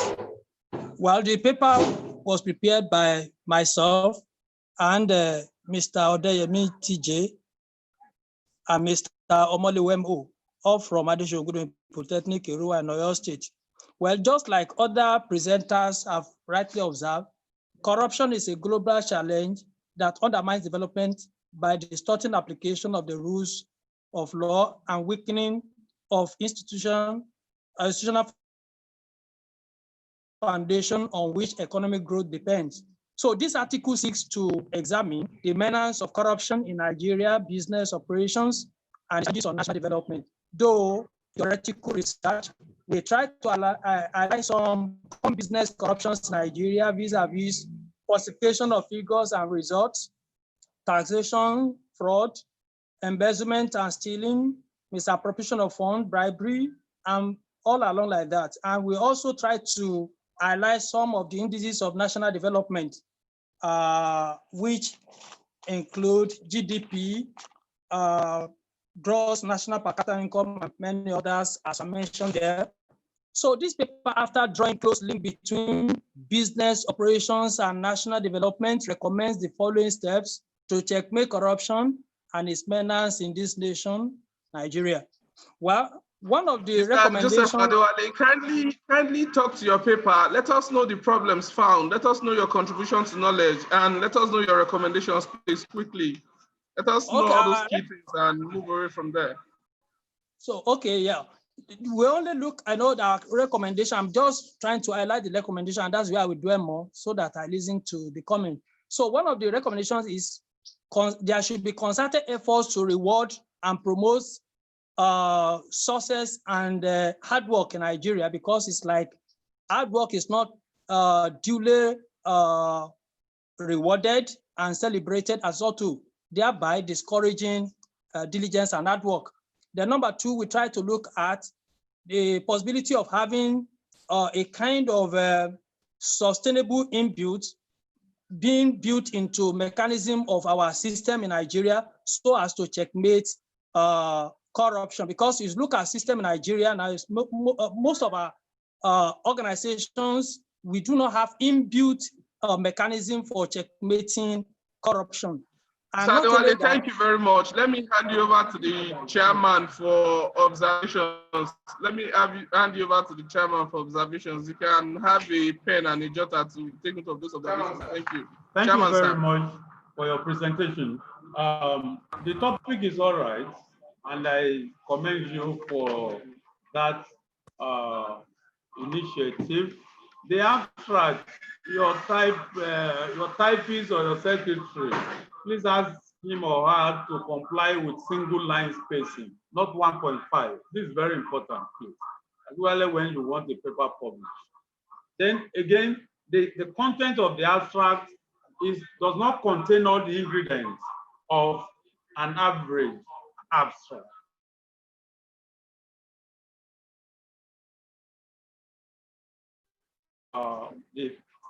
The objective, and then the methodology. Those salient things will come out of the abstract summarily, and then you can now talk about one or two recommendations as a conclusion there. I mean, as part of the abstract. Again, the body of the paper is very okay. Just I'm quarreling with whether it is single line or double line. You know, the body should be double line spacing, not single. Thank you. Then I observed that your conclusion and recommendation, please let it be relevant to your objective. A paper of this nature should have specific objectives so that you can draw from it when you are doing your conclusion, and then particularly your conclusion. So please bring out the objective properly, and then so that it can be relevant to your conclusion. Again, the recommendations you don't number. You can paragraph it so that you can explain summarily. Then the reference, you did not follow the APA standard at all, please.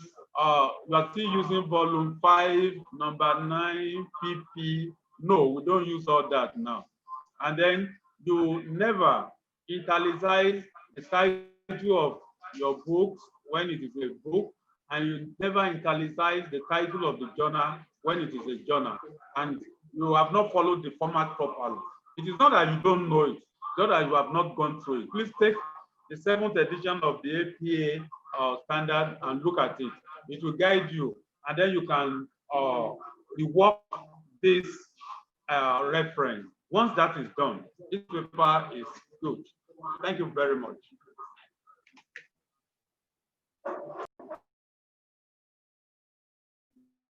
Thank you, the chairman. Let me take Mrs. Olatude now. Mrs. Olatude, I am aware I have actually given you more than 6 opportunities to present. This will be the last one, please. Apologies for if this network breaks down again, that will be the end of your trials.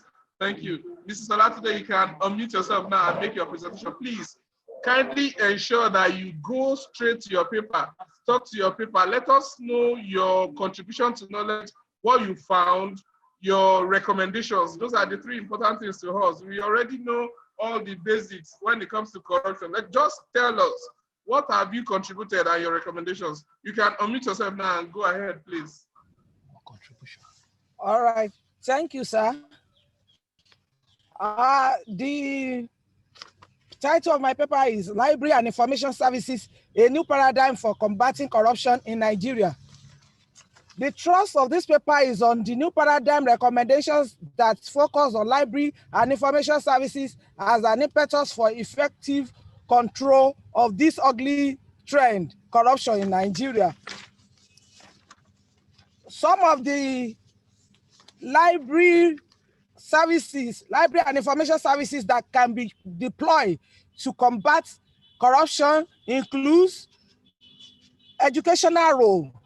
The library, this could be done by the library supporting teaching and learning and research work in our institution, thereby raising morally upright graduates. Also, library users and general public can be educated and enlightened on the negative effects of corruption as on our country.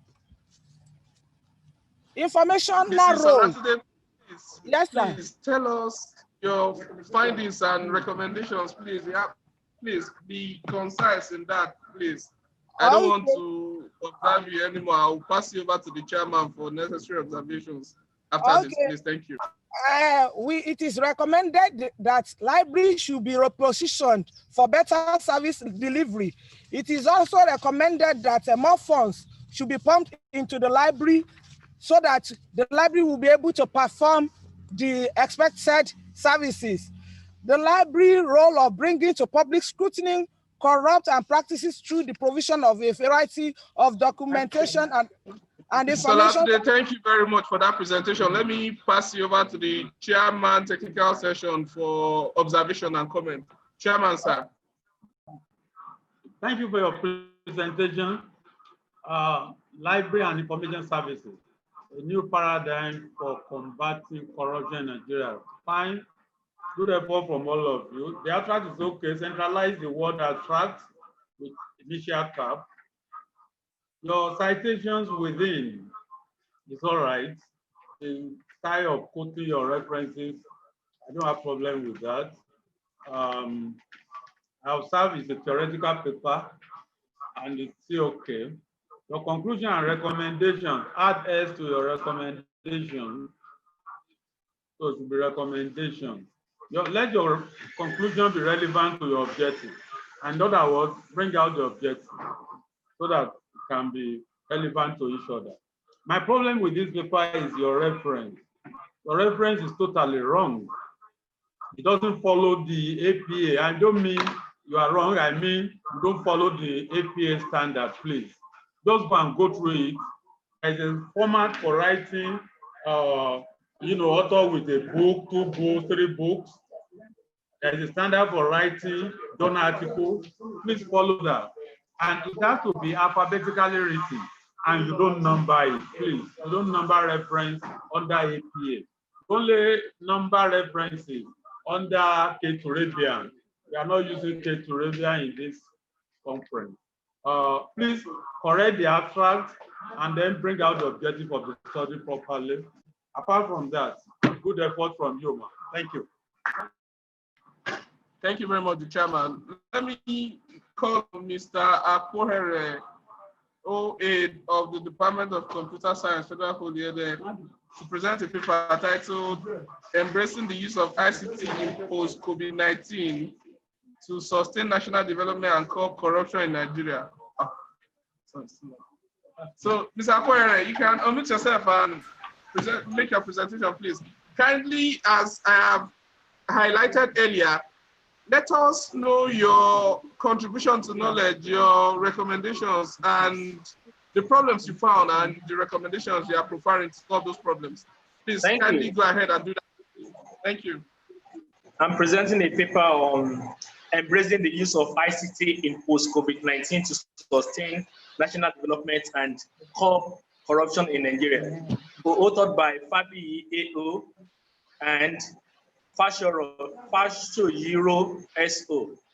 So the paper there more on COVID-19 and corruption. In recent times, COVID-19 has been a problem, and which Nigeria is also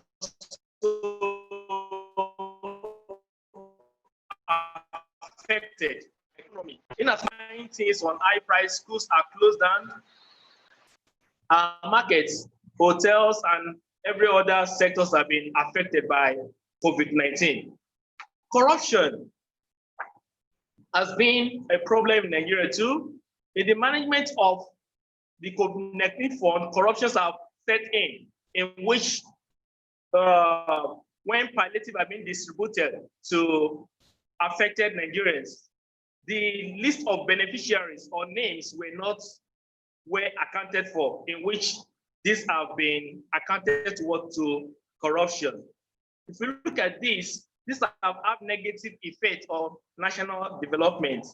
It's a well-known fact that Nigeria is a mono-economic country in which we depend majorly on wrap up your presentation in 1 minute, please. Okay, so we can use ICT to combat all these problems by combating misinformation, tracking people using big data, using artificial intelligence in forecasting. I would like to give the recommendation. In conclusion, this paper uses ICT in post-COVID-19 to sustain national development and curb corruption in Nigeria. Thank you very much. Am I on? Hello?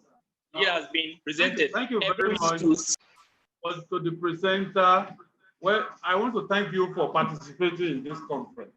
But let me say from the onset that if this paper is done by 3 of you, this is below standard. I'm sorry, please. Your abstract is 1, 2, 3, 4 lines. How can an abstract of 4 lines capture about 14-page paper? So you have no abstract at all, please. You have to rework the abstract, please. And then your keyword, that word is 1 word, keyword. And then you put the keyword there. Again, for a paper that you say is embracing the use of ICT in post-COVID-19 to sustain national development and curb corruption in Nigeria, go and reframe the title. But let's even leave it at that. You did not follow any, systematic standard or presentation. That is why you modeled it together. First thing, come last, last thing, come to the middle or last, and that is not good. And that's what led you to numbering your points on page 2, without any source. Please, as you write, you let us know the sources of your materials. Some of the things you are using here are from some people's work, and you did not reference it. Please, that is dangerous for academic work. On page where you write on negative effect on national development of Nigeria, I put source. Even your introduction, I put source. That is, the sources are not known. I am begging the chairman to allow me to say more. You number all the points. That is not acceptable. And your points are not well developed. You just leave some items, put it on the page, and move. Please, this paper has to be totally reworked. You have to rework it totally from the beginning to the end if you want it published.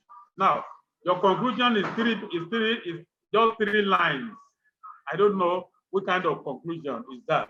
It doesn't capture the essence of the work, and it does not capture the objective. Your recommendations are numbered. You are supposed to put it in paragraph. Finally, your reference is out of date. totally out of date. In fact, you have no reference. Please, you don't have any reference. You just put some things that are not even acknowledged within the context of the paper. I wish we can share notes with those we have looked at today. I want to admonish the three of you to please sit down and work properly on this paper from the beginning to the end. Rework it, look at the 7th edition of the APA and comply with it. You can do it. They are very simple things. Just create some time, please. Thank you very much for joining this virtual conference. Thank you very much, the chairman. I hope all other observations will be as concise as possible so that we'll take more papers. Let me on this note call on Dr. Mrs. Maidat. I don't know whether it is Maidat or Midat. If it is American, it will be mine. But if it is British, it will be me. Permit me to use any of the two. Dr. Mrs. Maidat Caroline Unana from the Department of General Studies, Nigerian Institute of Leather and Science Technology, Zaria, Nigeria. Dr. Mrs. Maidat, please, you can go ahead and make your presentation quickly. Okay, sir. Good morning, Mr. Chairman and other participants. Permit me to stand on the existing protocol, sir. My name is Dr. Caroline Mindat and co-authored with Ibrahim Issa from the Department of General Studies, Nigeria Institute of Leather and Science Research, Zaria. The title of my paper is the effect of ICT. Sorry. The title of my paper is the effect of corruption on ICT in education. Can please talk to the paper for us. Don't bother about ICT. Understand you have put so much into preparing the slide. Talk to the paper. Let us know your contribution to knowledge, what you found, and the recommendations. ICT has been useful in our secondary, in our institutions, but has been limited with a number of factors, such as bribery and nepotism, corruption, bribery and nepotism.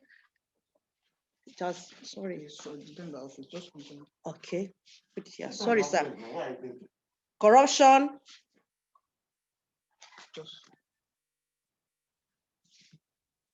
Continue. And corruption. Please, John. You can go on. We can go on, please. You can go on. The source of data collection has been secondary source of data, and the method was content analysis as the source of data collection was restricted to secondary data. The limitation could have been done to gather more information from other relevant sources in addition to the internet, but the COVID-19 pandemic had posed a challenge to the work, thereby restricting movement. The findings of the paper was that bribery and nepotism in a bid to rig in the procurement of ICT supplies in school, diversion of funds meant for ICT and staff development for personal use, unsteady and inconsistent power supply. The consequences of corruption on ICT in education are: 1, corruption in modern education brings about high dropout rate, hence increasing poverty, low quality teaching, leading to poor achievements. Corruption in modern education erodes trust, worsens inequality, and sabotages development. Lastly, corruption in modern education hampers easy access to learning. In conclusion, it is evident from the findings of this study that ICT corruption and development on education are related, and can be seen that within the context of ICT corruption undermines the formation of education, competent and ethical individuals for future leadership and the labor force. Though the role of information and communication technology in 21st century education system may have had myriads of overwhelming negative effects. Thank you for the presentation. Let me observe it from here and hand you over to the chairman for necessary observation and comments, please. The chairman, sir. Thank you very much, Dr. Mida, Caroline, Joanna. Let me start from your topic. The effect of corruption on ICT in education. I think just let us put it as the effect of corruption on ICT education. That's what we dwell on, please. Just remove the word in. The abstract is scanty. I'm sorry, it's scanty. It does not contain the ingredients of an average abstract. The topic, the objective, the methodology, the significance, and possibly one or two of the recommendations. All those are missing here. And that means that your statement of the problem is questionable here. It's not captured properly. Please capture your statement of the problem. That will enable you to prepare a very good abstract. And let it contain all those ingredients I mentioned. It's like you are in a hurry when you are writing this paper. Introduction, well, all right. Under page 4, the major challenge, making challenges. You have one single objective. There's no problem about that. The word ICT from your topic, you are supposed to write it in full. The effect of you write ICT, information communication technology, put ICT in bracket. Subsequently, you can write ICT.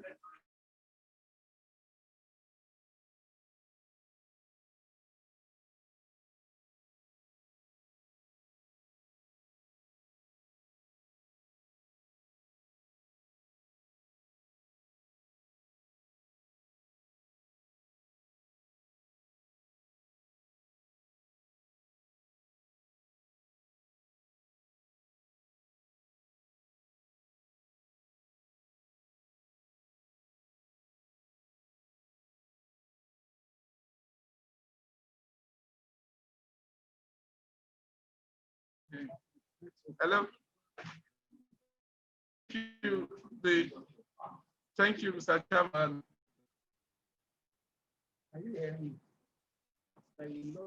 Thank you, Mr. Chairman. Let me quickly introduce the Deputy Rector Academics of the Polytechnic in person of Dr. Engineer J.O. Petering. He is here to declare the conference open, well, closed rather. This is the last technical session and the closing ceremony. So he's here to declare the conference closed. You are welcome, sir. We appreciate your presence, sir. Then let me go quickly to Mrs. Adejola A. Adeyinka to present a paper titled "To Fight Corruption in Nigeria." Mr. Adejola, please, you have less than 5 minutes to just tell us the scope of your paper, tell us what it found out and how it contributed to knowledge and the recommendations you provide to the problems that you raised from the paper. Please, Mrs. Adejola, you can unmute yourself and go ahead with your presentation. Okay, sir. Good morning, sir. Can you hear me? Go Hello, ahead, sir. please. Go ahead, please. Okay. The title, my name is Adejola Adeyinka. I'm to present a title, Curbing Systematic Corruption in Nigeria, via the instrumentality of information and communication technology, taught by myself and Mr. Ahmed. There has been a lot of research work by Bella C. S. 2009, Chabozu He, he taught 2009, Cheva He, and Visnia Red 1993, Suniga He, he taught 2017, Litina He, and he taught 2016. On the deployment of information and communication technology to stem down the tides of corruption in the governance of Nigeria and Nigerian states. Service to say, the Nigerian government is working assiduously and committed to the adoption and implementation of the information and communication technology in the running of an half years. A lot has been invested in the controlling of information passing. Given the foregoing, this research work to take a cursory and in-depth look at the specifics of technology as a means of promoting good governance, to reduce corruption and promote accountability. Empirical tests were conducted using data generated from the states or the federation to underscore the validity of the research. The result depicted that information and communication technology is of many positive impacts on the activities of the government in Nigeria. The methodology of the study, this is an empirical analysis aiming to find the institutional corruption level and the government anti-corruption efforts as seen or perceived by the citizen. The research work employ a quantitative research method to elicit data using a direct survey approach. The data was analyzed using a simple percentage method obtained by converting responses from respondents in each question. Respondents were drawn from 180 volunteers across the states. Viewed from the findings and discussion of the study confirmed the fact that a larger percentage of the Nigerian populace has lost the hope of Nigerian politicians solving corruption problem, and this is a bad omen for the country. A larger percentage of respondents believe in the use of technology as a panacea to solving the corruption problem. A larger percentage of the respondents believe in the use of technology as a panacea to solving the corruption problem. This is confirmed that the use of technology can reduce corruption if meticulously utilized. In conclusion, it has been observed that innovation deployment of technology can serve as the universal panacea to fighting corruption if embraced. This is because it has a lot of promising initiatives that can promote accountability in governance. The adoption and usage of technology will no doubt be an acceptable development as a way of combating the manners of corrupt practices and corruption in Nigeria. Thank you, sir. Thank you very much, Mrs. Adejola. Thank you, sir. You're welcome. For that presentation. Yes, sir. will hand you over to the chairman technical session now for his assessment. The chairman, please. Okay, sir. Yes, you can.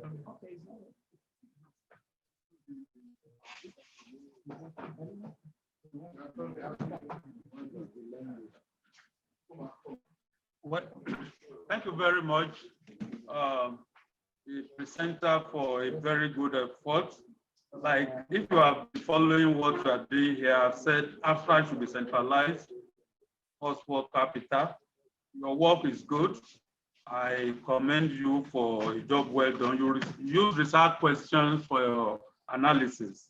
I don't have a problem with that. But if you can formulate an hypothesis or a hypothesis, that will increase the credibility.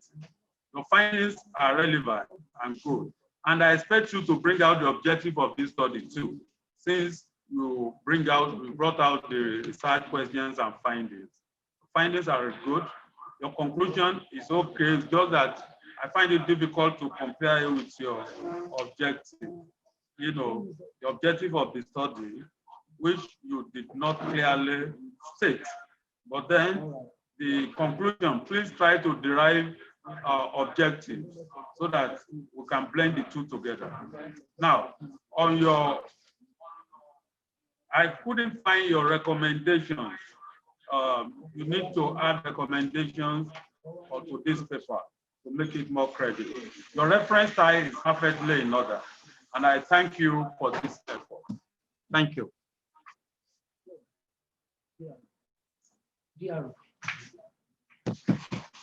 Thank you, the chairman. Thank you, Mr. Adejola. Now we'll go at a double speed. Let me call on Mr. Odelola. I don't think he's here. He's not here on the platform. We'll skip that. Let me call on, okay, he has two papers to present. He's not here as well. Mr. Aladelis is not here. Mr. Olayemi Adedayo Ezekiel. Olayemi Adedayo Ezekiel, please signify if you are here to take a paper. Olayemi Adedayo Ezekiel is not here. Please, those that I call and they are not here. Olabuju Temitokwe. Olabuju Temitokwe, please, you have less than 5 minutes to make your presentation. You can unmute yourself and start your presentation quickly, please. Just be concise enough. Just be concise enough to give us the in-depth of the paper, the problems you found, your conclusions and recommendations, and let us move on from there. You can go ahead, please.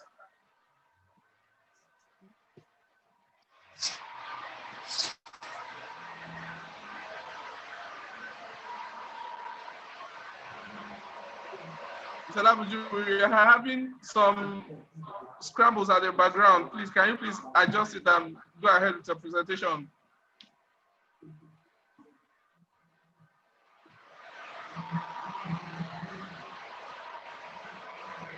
We're having challenge with him, his hand. Can we take Mrs. Oludele Lydia, please? Mrs. Oludele, if you are there, I can't see anything like that name here. You can signify by raising hands. Mrs. Oludele, I cannot see your name here. You can signify by raising hands here on this Zoom platform. We cannot have, okay. Mrs. Oludele, please. You can go ahead and make your presentation quickly. Okay. You can unmute yourself. Yes, Mr. Oludele, we have you now. Please go ahead. Thank you. Good morning. All protocols duly observed. I presenting the first paper titled Effectiveness of Business Education in Achieving National Development.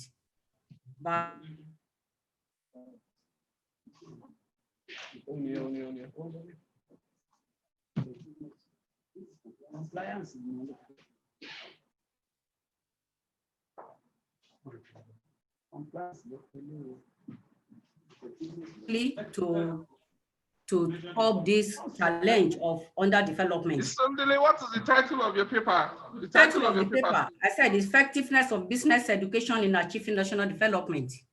The paper we have here that has your name is not what? I'm presenting two papers. So which one do you have? Compliance. We only have one. We have compliance to office ethical standards and panacea to corruption in the public service. Can you go ahead and present that one? You didn't send a full copy of your second paper, please. Go ahead and present the one of compliance to office ethical standards. Compliance to office ethical standards as panacea to corruption in the public service, co-authored with Bello Ganiu Akambe. The problem that this paper focuses on has to do with the challenge of corruption that has been a terrible monster in the nation Nigeria. The paper try to look at evidences of corruption in the public services as many authors were consulted, and most of the authors consulted affirmed that the evidences of corruption in the public services include breaking of laws, bending of laws, time theft, bribery, and so on. And the paper also looked at implication of corruption on national development. Based on authors reviewed, it was found that corruption in the public service has a great impact on national development as it lowers productivity of officers and the quality of public infrastructure. It was also seen that corruption weakens trust, public trust in the public institutions, and because undermines of rule of laws were part of the manifestation of corruption in the public service. Now the paper tried to look at compliance to office ethics as a way that— Mrs. Oludele, please wrap your presentation. The main thesis of the paper is that when office ethics are complied with, when they are enforced in the public services, it will go a long way in producing a disciplined workforce. And when disciplined workforce are in our public offices, that will go a long way in reducing the menace of the influence of corruption in our public service and in the nation Nigeria. Thank you. Thank you very much, Mrs. Oludele. Let me pass you over to the chairman for comments, please. The chairman, sir. Thank you very much for a good effort. The topic is compliance to ethical standards and panacea to corruption in the public service. Good idea. But, madam, your abstract, please again, let it contain the ingredients of a standard abstract, from the topic to the objective to the methodology, to the significance, the summary form, and then capture one or two of your recommendations. Very important, please. The body of the paper is okay, apart from the fact that I need to emphasize that you don't use hectares these days in the APA 7th edition. If you are quoting some authors, put the surnames of the authors, all of them, and put the year in bracket. If you are requoting them subsequently, then you can mention the first author and then use hectare, not right from the first citation. I want to, your conclusion and your recommendations are okay. I want to advise that try to bring out the objective of this study so that we can see the relevance of your objective with your conclusion. And then you can draw some findings and then base your recommendations on those findings. Your reference should be on a fresh page. You know, you are trying to manage your paper, you know, but then you can always do that. I think you comply 65% with the APA 7th edition reference card. Thank you very much. Well, let me say quickly that you can send your other paper, you know, for this conference subsequently. Thank you very much, sir, for that observation. Let me call on Mr. Adejare Alabi to please go ahead with his presentation. Mr. Adejare Alabi, please go ahead. Mr. Adejare Alabi, go ahead, please. Okay, good afternoon. Please, Mr. Adejare, kindly summarize your paper. Tell us the problems you found. Tell us your contribution to knowledge, and tell us your recommendation quickly, please. Okay, my name is John Adejare Alabi. I'm here to present a paper on behalf of myself and my two other colleagues on the effect of corruption on Nigerian economy. Corruption is as old as man, and it has affected the psyche of Nigerians, both young, old, politicians, and all categories of men in the society of Nigeria. The system has been such that corruption is used to check corruption, thereby corrupting the system the more. Thus, corruption has become the dominant guiding principles for running the affairs of the Nigerian state. Corruption is the order of the day, and it has affected the psyche of Nigerians. Corruption can be in the form of sectionalism, nepotism, favoritism, abuse of office. Mr. Alabi, please kindly move to your findings and recommendations. Let us get your findings and recommendations. Let us get your findings and recommendations so that we can move ahead. We are happy to get your audio. Thank you. The findings reveal that the variables affect economic growth in Nigeria for the period of the study. We therefore conclude that corruption demoralizes the democratic institutions, contributes to instability, and slow down economic growth. And we therefore put forth our recommendation thus. The study emphasized that corruption should be seen as a societal problem. Thank you very much. Thank you very much. Let me pass you over to the chairman for comments and observations on your paper.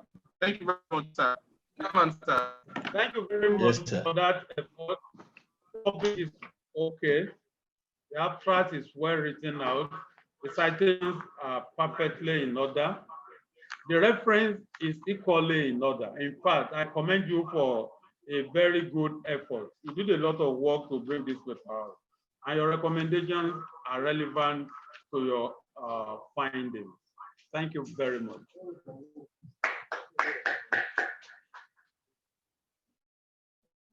Thank you very much. Let me call on Afolabi Saka Adebayo.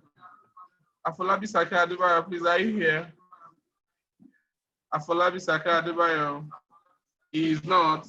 Can I go to Sanusi Adebigbe Maruf, please? Sanusi Adebigbe Maruf.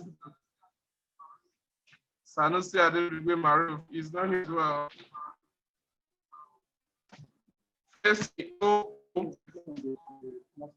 Accessing we'll take that last. That will be last. Purchasing OO.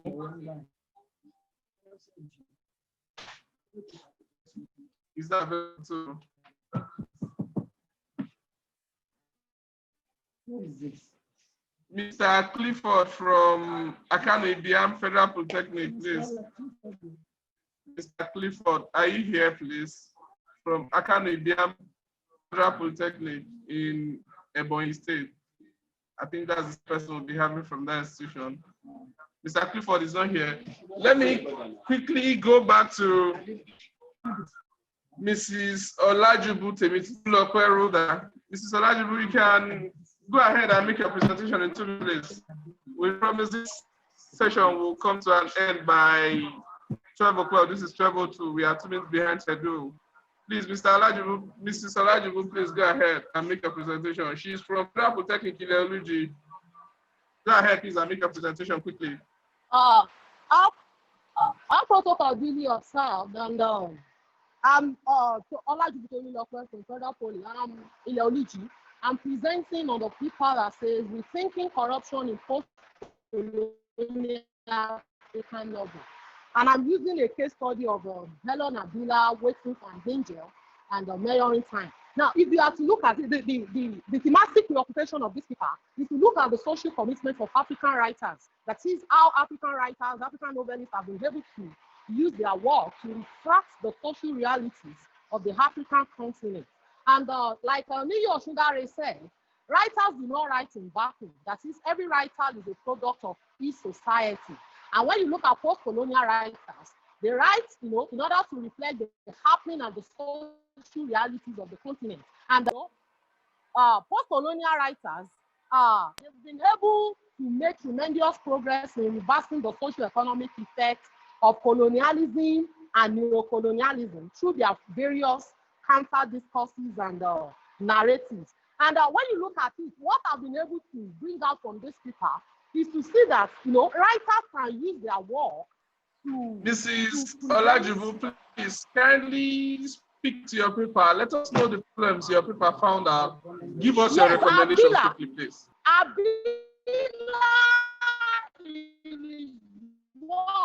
been able to bring out, the theme of corruption in our society, and even cited in the city of Lagos, and was able to bring out the dehumanizing nature. It was able to bring out the grim reality of unmet expectation from the ruling elite.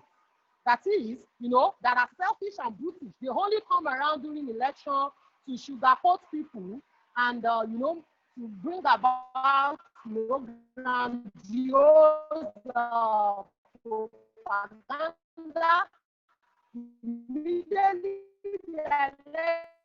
Mrs. Olajubu, thank you. Thank you. I have to stop you here. Chairman, please, you can observe our presentation, please. Thank you.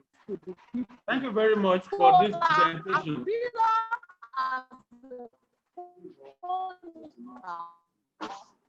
Thank you for this presentation. Are we?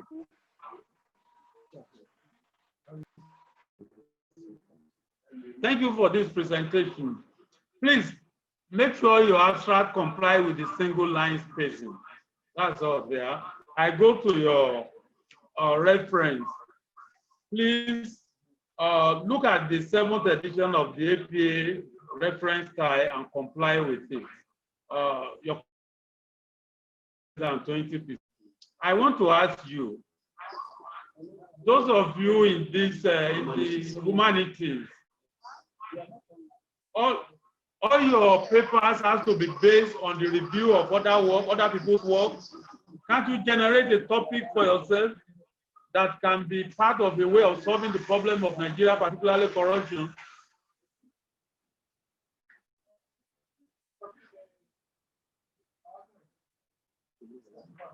I know. Thank you very much.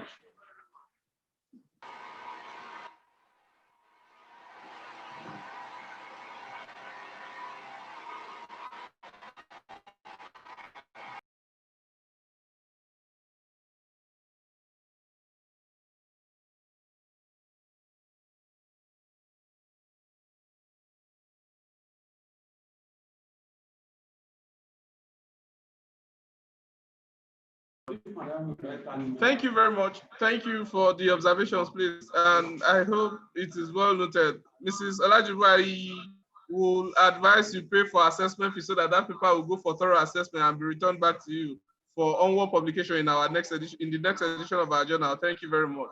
We appreciate your presence and participation. Thank you very much. I will, on this note, call on the chairperson to give vote of thanks while I call on the Deputy Rector Academics to declare this conference closed. And we will take the Polytechnic anthem, the national anthem, and the conference will close officially. Thank you. The chairperson, please.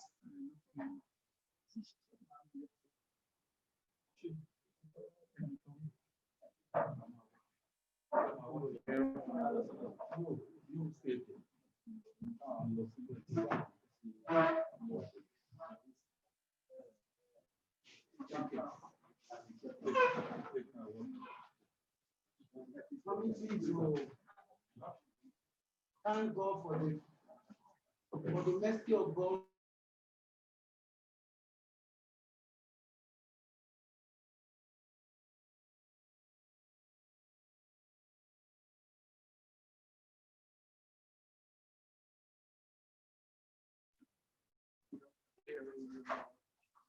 Let me take this opportunity to appreciate and give all the glory back to God for the privilege given to us to anchor this academic program. Indeed, it's a trailblazing event. Indeed, it's a pace-setting event. God has been able to help us to break every limit. And in fact, all over the world, all around us, what people think is impossible, God has made it possible for us at Federal Polytechnic Faculty of School of Business Studies. That is why we have to give him back the glory. I want to appreciate the rector, our own Dr. J.T. Kolawole. I want to appreciate the rector, our own Dr. J.T. Kolawole, for the good environment, for the good support, moral and finance. I want to thank you, sir, for being there for us. Deputy rectors, Deputy Rector Academics, who is basically to declare the conference. To appreciate out of Deputy Rector Admin. All extra, the Polytechnic Librarian, the boss staff, I appreciate you all for the support we have enjoyed all through the program. Permit me to come to our own dean, the working dean, the successful dean, person of Dr. T.O. Adebayo, for actually being a very good host. We have enjoyed his support, moral, finance, and otherwise. He's been on with us for the past 3 days. Thank you very much. I want to use this opportunity to commend and appreciate all members of Research and Publication Committee. In fact, you are the best. You are the best. I'm not just flattering you. You have made us proud. And it is my sincere prayer that sky will never be your limit. Permit me to mention their names. I call in the major man, Mr. Abidin Aliu from the Department of Office and Technology Management. Please help me appreciate him. You know, Yoruba people say, he has done very well. The interesting thing is that he's never a member of this committee. We actually co-opted him when the issue of virtual conference came on board, and he devoted all his time to this. So I don't know whether his wife has seen his face for some days now. Thank you very much. And I want to recommend him. So the whole system, is reliable. Permit me to move from there to Mr. Maggie, who is another very good hand. I don't know how many numbers of times people have called him in the noon and the night. Please, a thumb up for him, Mr. Madu, from the Department of Library and Information Science. He's a very good guy. I want to recommend him for good places. Very reliable in terms of organization. And he works with no noise at all. You won't believe he's working. Very quiet and calm. Can I move on to the chairman of technical committee? I call him Mr. Bankejesu. Even though he's Bankefa by name, from the Department of Peace Admin. Very good hand. Incidentally, he handed over to us. He was the former secretary of the committee, the Research and Publication Committee. And when we discovered that he's a good hand, we didn't let him go. So we brought him in again, and we made him the chairman technical committee. He did a very good job. Mr. Bankefa, God will honor you. And I won't be surprised if tomorrow you become one of the director or director himself. I will also want to appreciate our own vice chairman, that is the only barrister in our midst, Barrister Alamu, is from the Department of General Studies, very calm, cool, and supportive. All through this season, he has been there. He's somewhere now, even working. I want to appreciate you. He's been made the chairman of Community Committee, which he has started working on already. I want to appreciate you, sir. Permit me to appreciate our own Ms. Olubato, who is the secretary and double up as welfare officer. All through the session, she has been there. You may not find her, but she's always working, making sure that the committee are taking care of refreshments. The Lord bless you, man. And I want to appreciate Mr. Biodun from the Department of Banking and Finance. Mr. Biodun, please wave your hand. He is a member of the RMP. He has done very, very well. Very calm and hardworking. And we also have in the committee member, Mr. Deyemo, who is from the Department of LIS. Those guys are good. So we quoted him also, and he's doing well. He has supported this conference. God of heaven will bless you. And Nigeria, permit me to appreciate Mr. Apitola, who might be online. He's a silent member also. I believe he's praying for us, because not seeing him does not mean that he's not working. He might be connecting us to the divinity. So we want to appreciate you, Mr. Kitola. Thank you very much. And permit me to appreciate all our chairmen of technical session, beginning from our own Dr. Mrs. C.O. Adewusi. Dr. Mrs. C.O. Adewusi from the Department of General Studies, who happened to be immediate deputy rector, past deputy rector of the institution. She did a very good job. Our own Mr. AGS Salaudin, HOD management, business management, business administration management, AGS Salaudin. Our own head of department of accountancy, Dr. Debbie Yi. Then we also have Dr. Mrs. Caroline Orimogunje, who served as the rapporteur for the lead paper presenter. Want to appreciate her. And our own HOD marketing, Dr. Ajao, who also chair the technical session. Permit me to appreciate my immediate chairman of R&P Place. Honestly, I've never seen such a man before who will believe in another person's wife. He believes in me so much. Even when people were saying that women, what can they do? Say that woman, she can do it. And that statement actually was always ringing in my ears. Even anytime I will say, this man said, he recommended that I can do it. God, may I never fail him. May I never fail him. And I want to really thank you for believing in me, sir. And he has not left me alone and the entire committee. He has been very supportive. In fact, you see, he chairman the technical session now, and we have really drank from the weight of his experiences. Thank you very much, Dr. Matosho Jr. We call him Junior. I don't know when he's going to be senior. Junior, somebody that's close to speaking about this Junior. Incidentally, he's the Dean, Student Affairs for Federal Polytechnic also. Thank you very much, sir. Permit me to appreciate our own Ades. Is the one that gave us photographs. Is around again. And members of this office, whole office, please help me appreciate them all. I cannot be mentioning them one by one. Headed by Eda Adewonyi, who is the school officer. They are wonderful. In fact, before on a daily basis, they have opened the offices to us. Thank you very much. It is my prayer that we will all live to reap and enjoy the fruits of our labor. We are not working for another man, and therefore the fruits of our labor, we shall long enjoy it in line with the word of God. Thank you very much. I appreciate you all. And my husband for supporting me, even in the secret.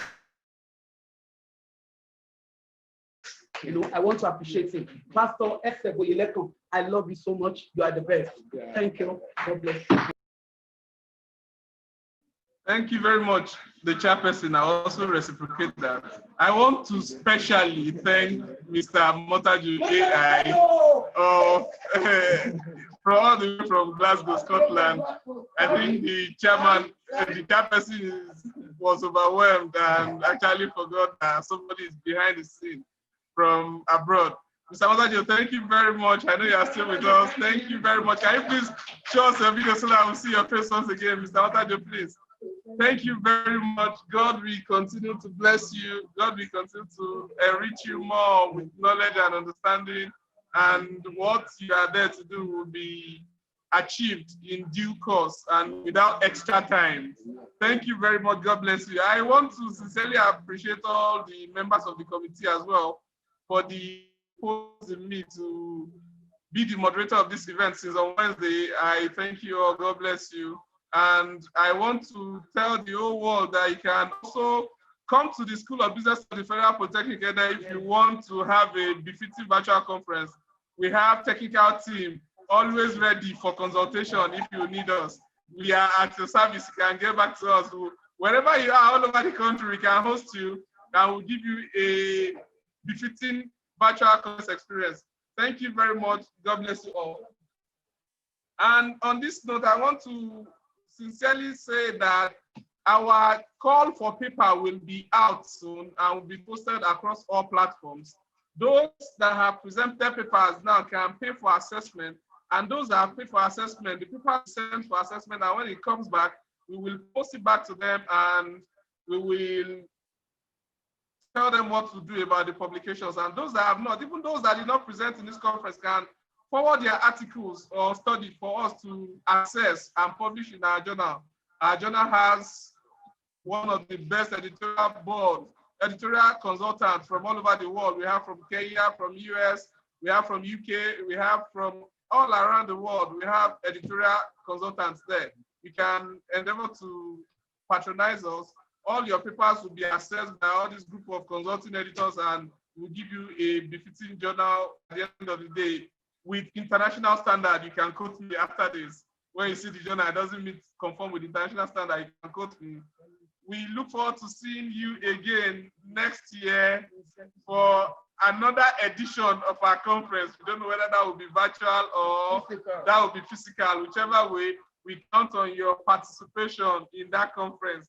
So it is on this note, I want to appreciate my wife as well for allowing me to work throughout the night, having sleepless nights. I love you so much too. I want to do what the chairperson has done as well. I love you so much, and for all my loved ones who have shown so much care. And our journal, the volume 7 of our journal will be out in 2 weeks' time.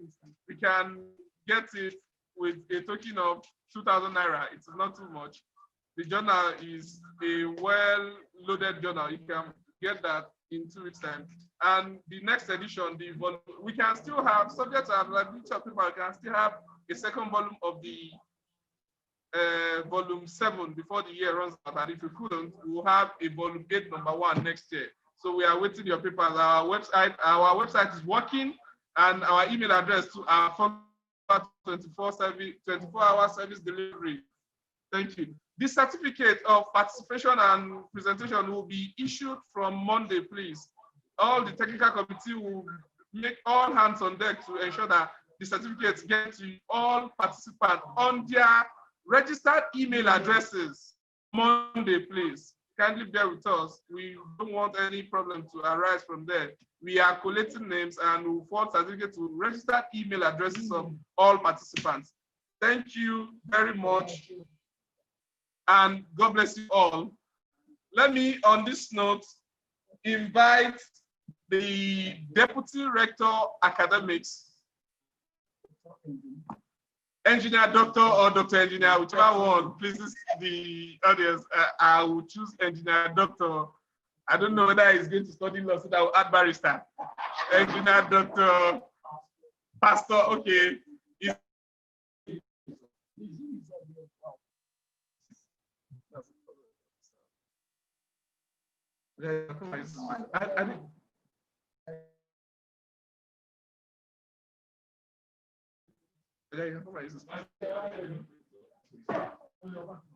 I will call on Engineer Dr. Pastor J.O. Petering. He is the Deputy Rector Academics of the Federal Polytechnic headed to declare this conference closed. Deputy Rector, sir.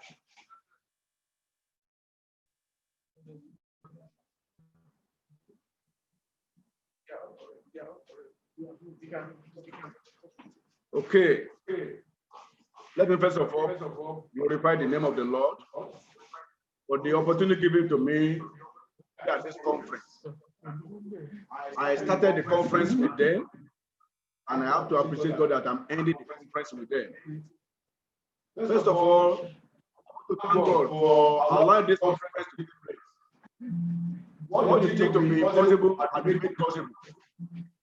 And I want you to know that where there is a way, there is a way. Challenges always come with solutions. But some people, when they face challenges, they run away from challenges. But when you face a challenge, you're going to be good with us. Don't quit when there's any challenges. Researchers, academicians, without challenges, they cannot make progress. It is the means of challenges and problems that will make progress. And I want to commend the School of Business Studies for taking the bull by the horn. What some people thought it could not be possible has been made possible now.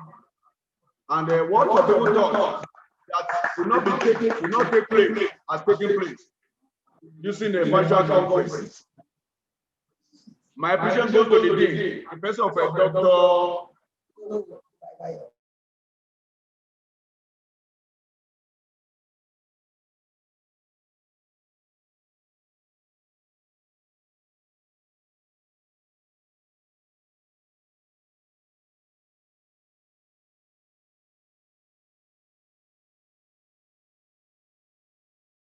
You always said the case. Research and Publication Chairman of this Research and Publication Committee, the person of Mama, we thank God for his life and what she has been doing. A woman of integrity, and all the committee members. But when she was mentioning their names, I worked with some of them before. I know that they are capable people. God bless you all. I want to congratulate all the participants to participate in this virtual conference. Some people have been thinking that they cannot use the virtual conference to disseminate or to make their presentation. But now they have experienced it, and they can do it. I want to congratulate them in the sense that without them, this virtual conference would have been successful. So all the participants, I congratulate you. I wish you the best. The theme of this conference is corruption and national development. The Bible says, righteousness exalts a nation, and a sin, corruption is a reproach to any nation. Corruption hinders the development of any nation. In this pandemic era, pandemic corruption, hope for oppression, and B for violence. And B for violence. I for indiscipline. D for destruction. Which is very rampant in our nation now. Corruption is the lion that is killing our country. Corruption from the top to the down, and from the down to the top. It has paid to every blood. But the presentation we have during this conference, we address it and we implement it. It's enough to remove this corruption from our nation, so that our nation will be able to develop. When we remove this COVID, this COVID of corruption, oppression, violence, indiscipline, and destruction from our country will be able to develop. Therefore, I want all the presenters to address all that the point has been pointed out during their presentation on your paper to make it to be a quality conference paper. And then when you work on it, you too will be happy in future when you see your presentation. Make progress as it can be announced that the journal publication will soon be out, and another edition will be coming up. Go and work on your conference paper. Don't self-plagiarize yourself, but have more contribution. You know, your conference paper is your progressive work, what you are working upon. But your journal paper now tell us the quality of who you are. A researcher is known by his publication.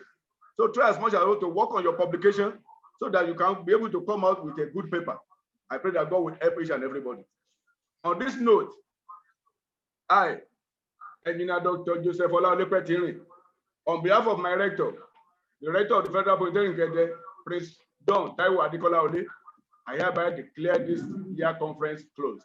God bless you all. Thank you. Thank you very much, sir. Thank you very much, sir, for that wonderful. May we all rise from our respective positions and take the school anthem, please. We want to take the Federal Poly Ede anthem, and then we'll take the national anthem. Let us take the school first. Then we'll take the school anthem first.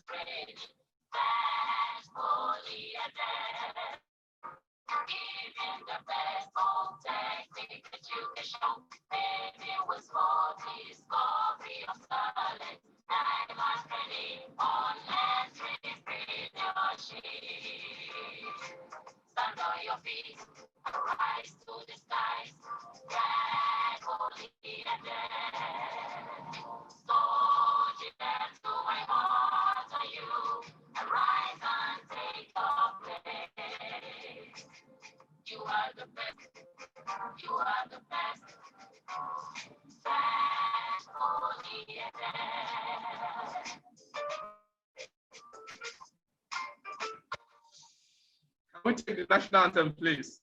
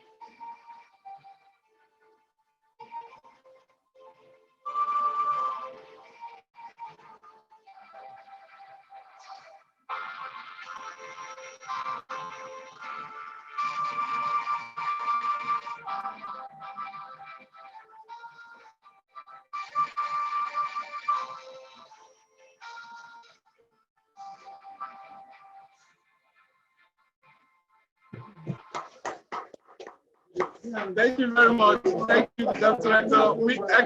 All of us can now unmute ourselves. We can unmute ourselves now. We can unmute ourselves to greet each other. We can all unmute ourselves now to make greetings and the likes.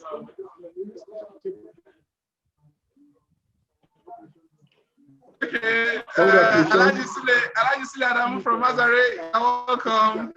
Alaji Adamu, Mr. Babangida, you're welcome for being with us all these days. Mr. Abdulaziz Yusuf, Mr. Tuju Ewole, Mr. Yusuf Deji, Mr. Ogochukwu, Mr. Laliko, Dr. Adegoke. I appreciate all for staying till the end. Thank you very much and God bless you.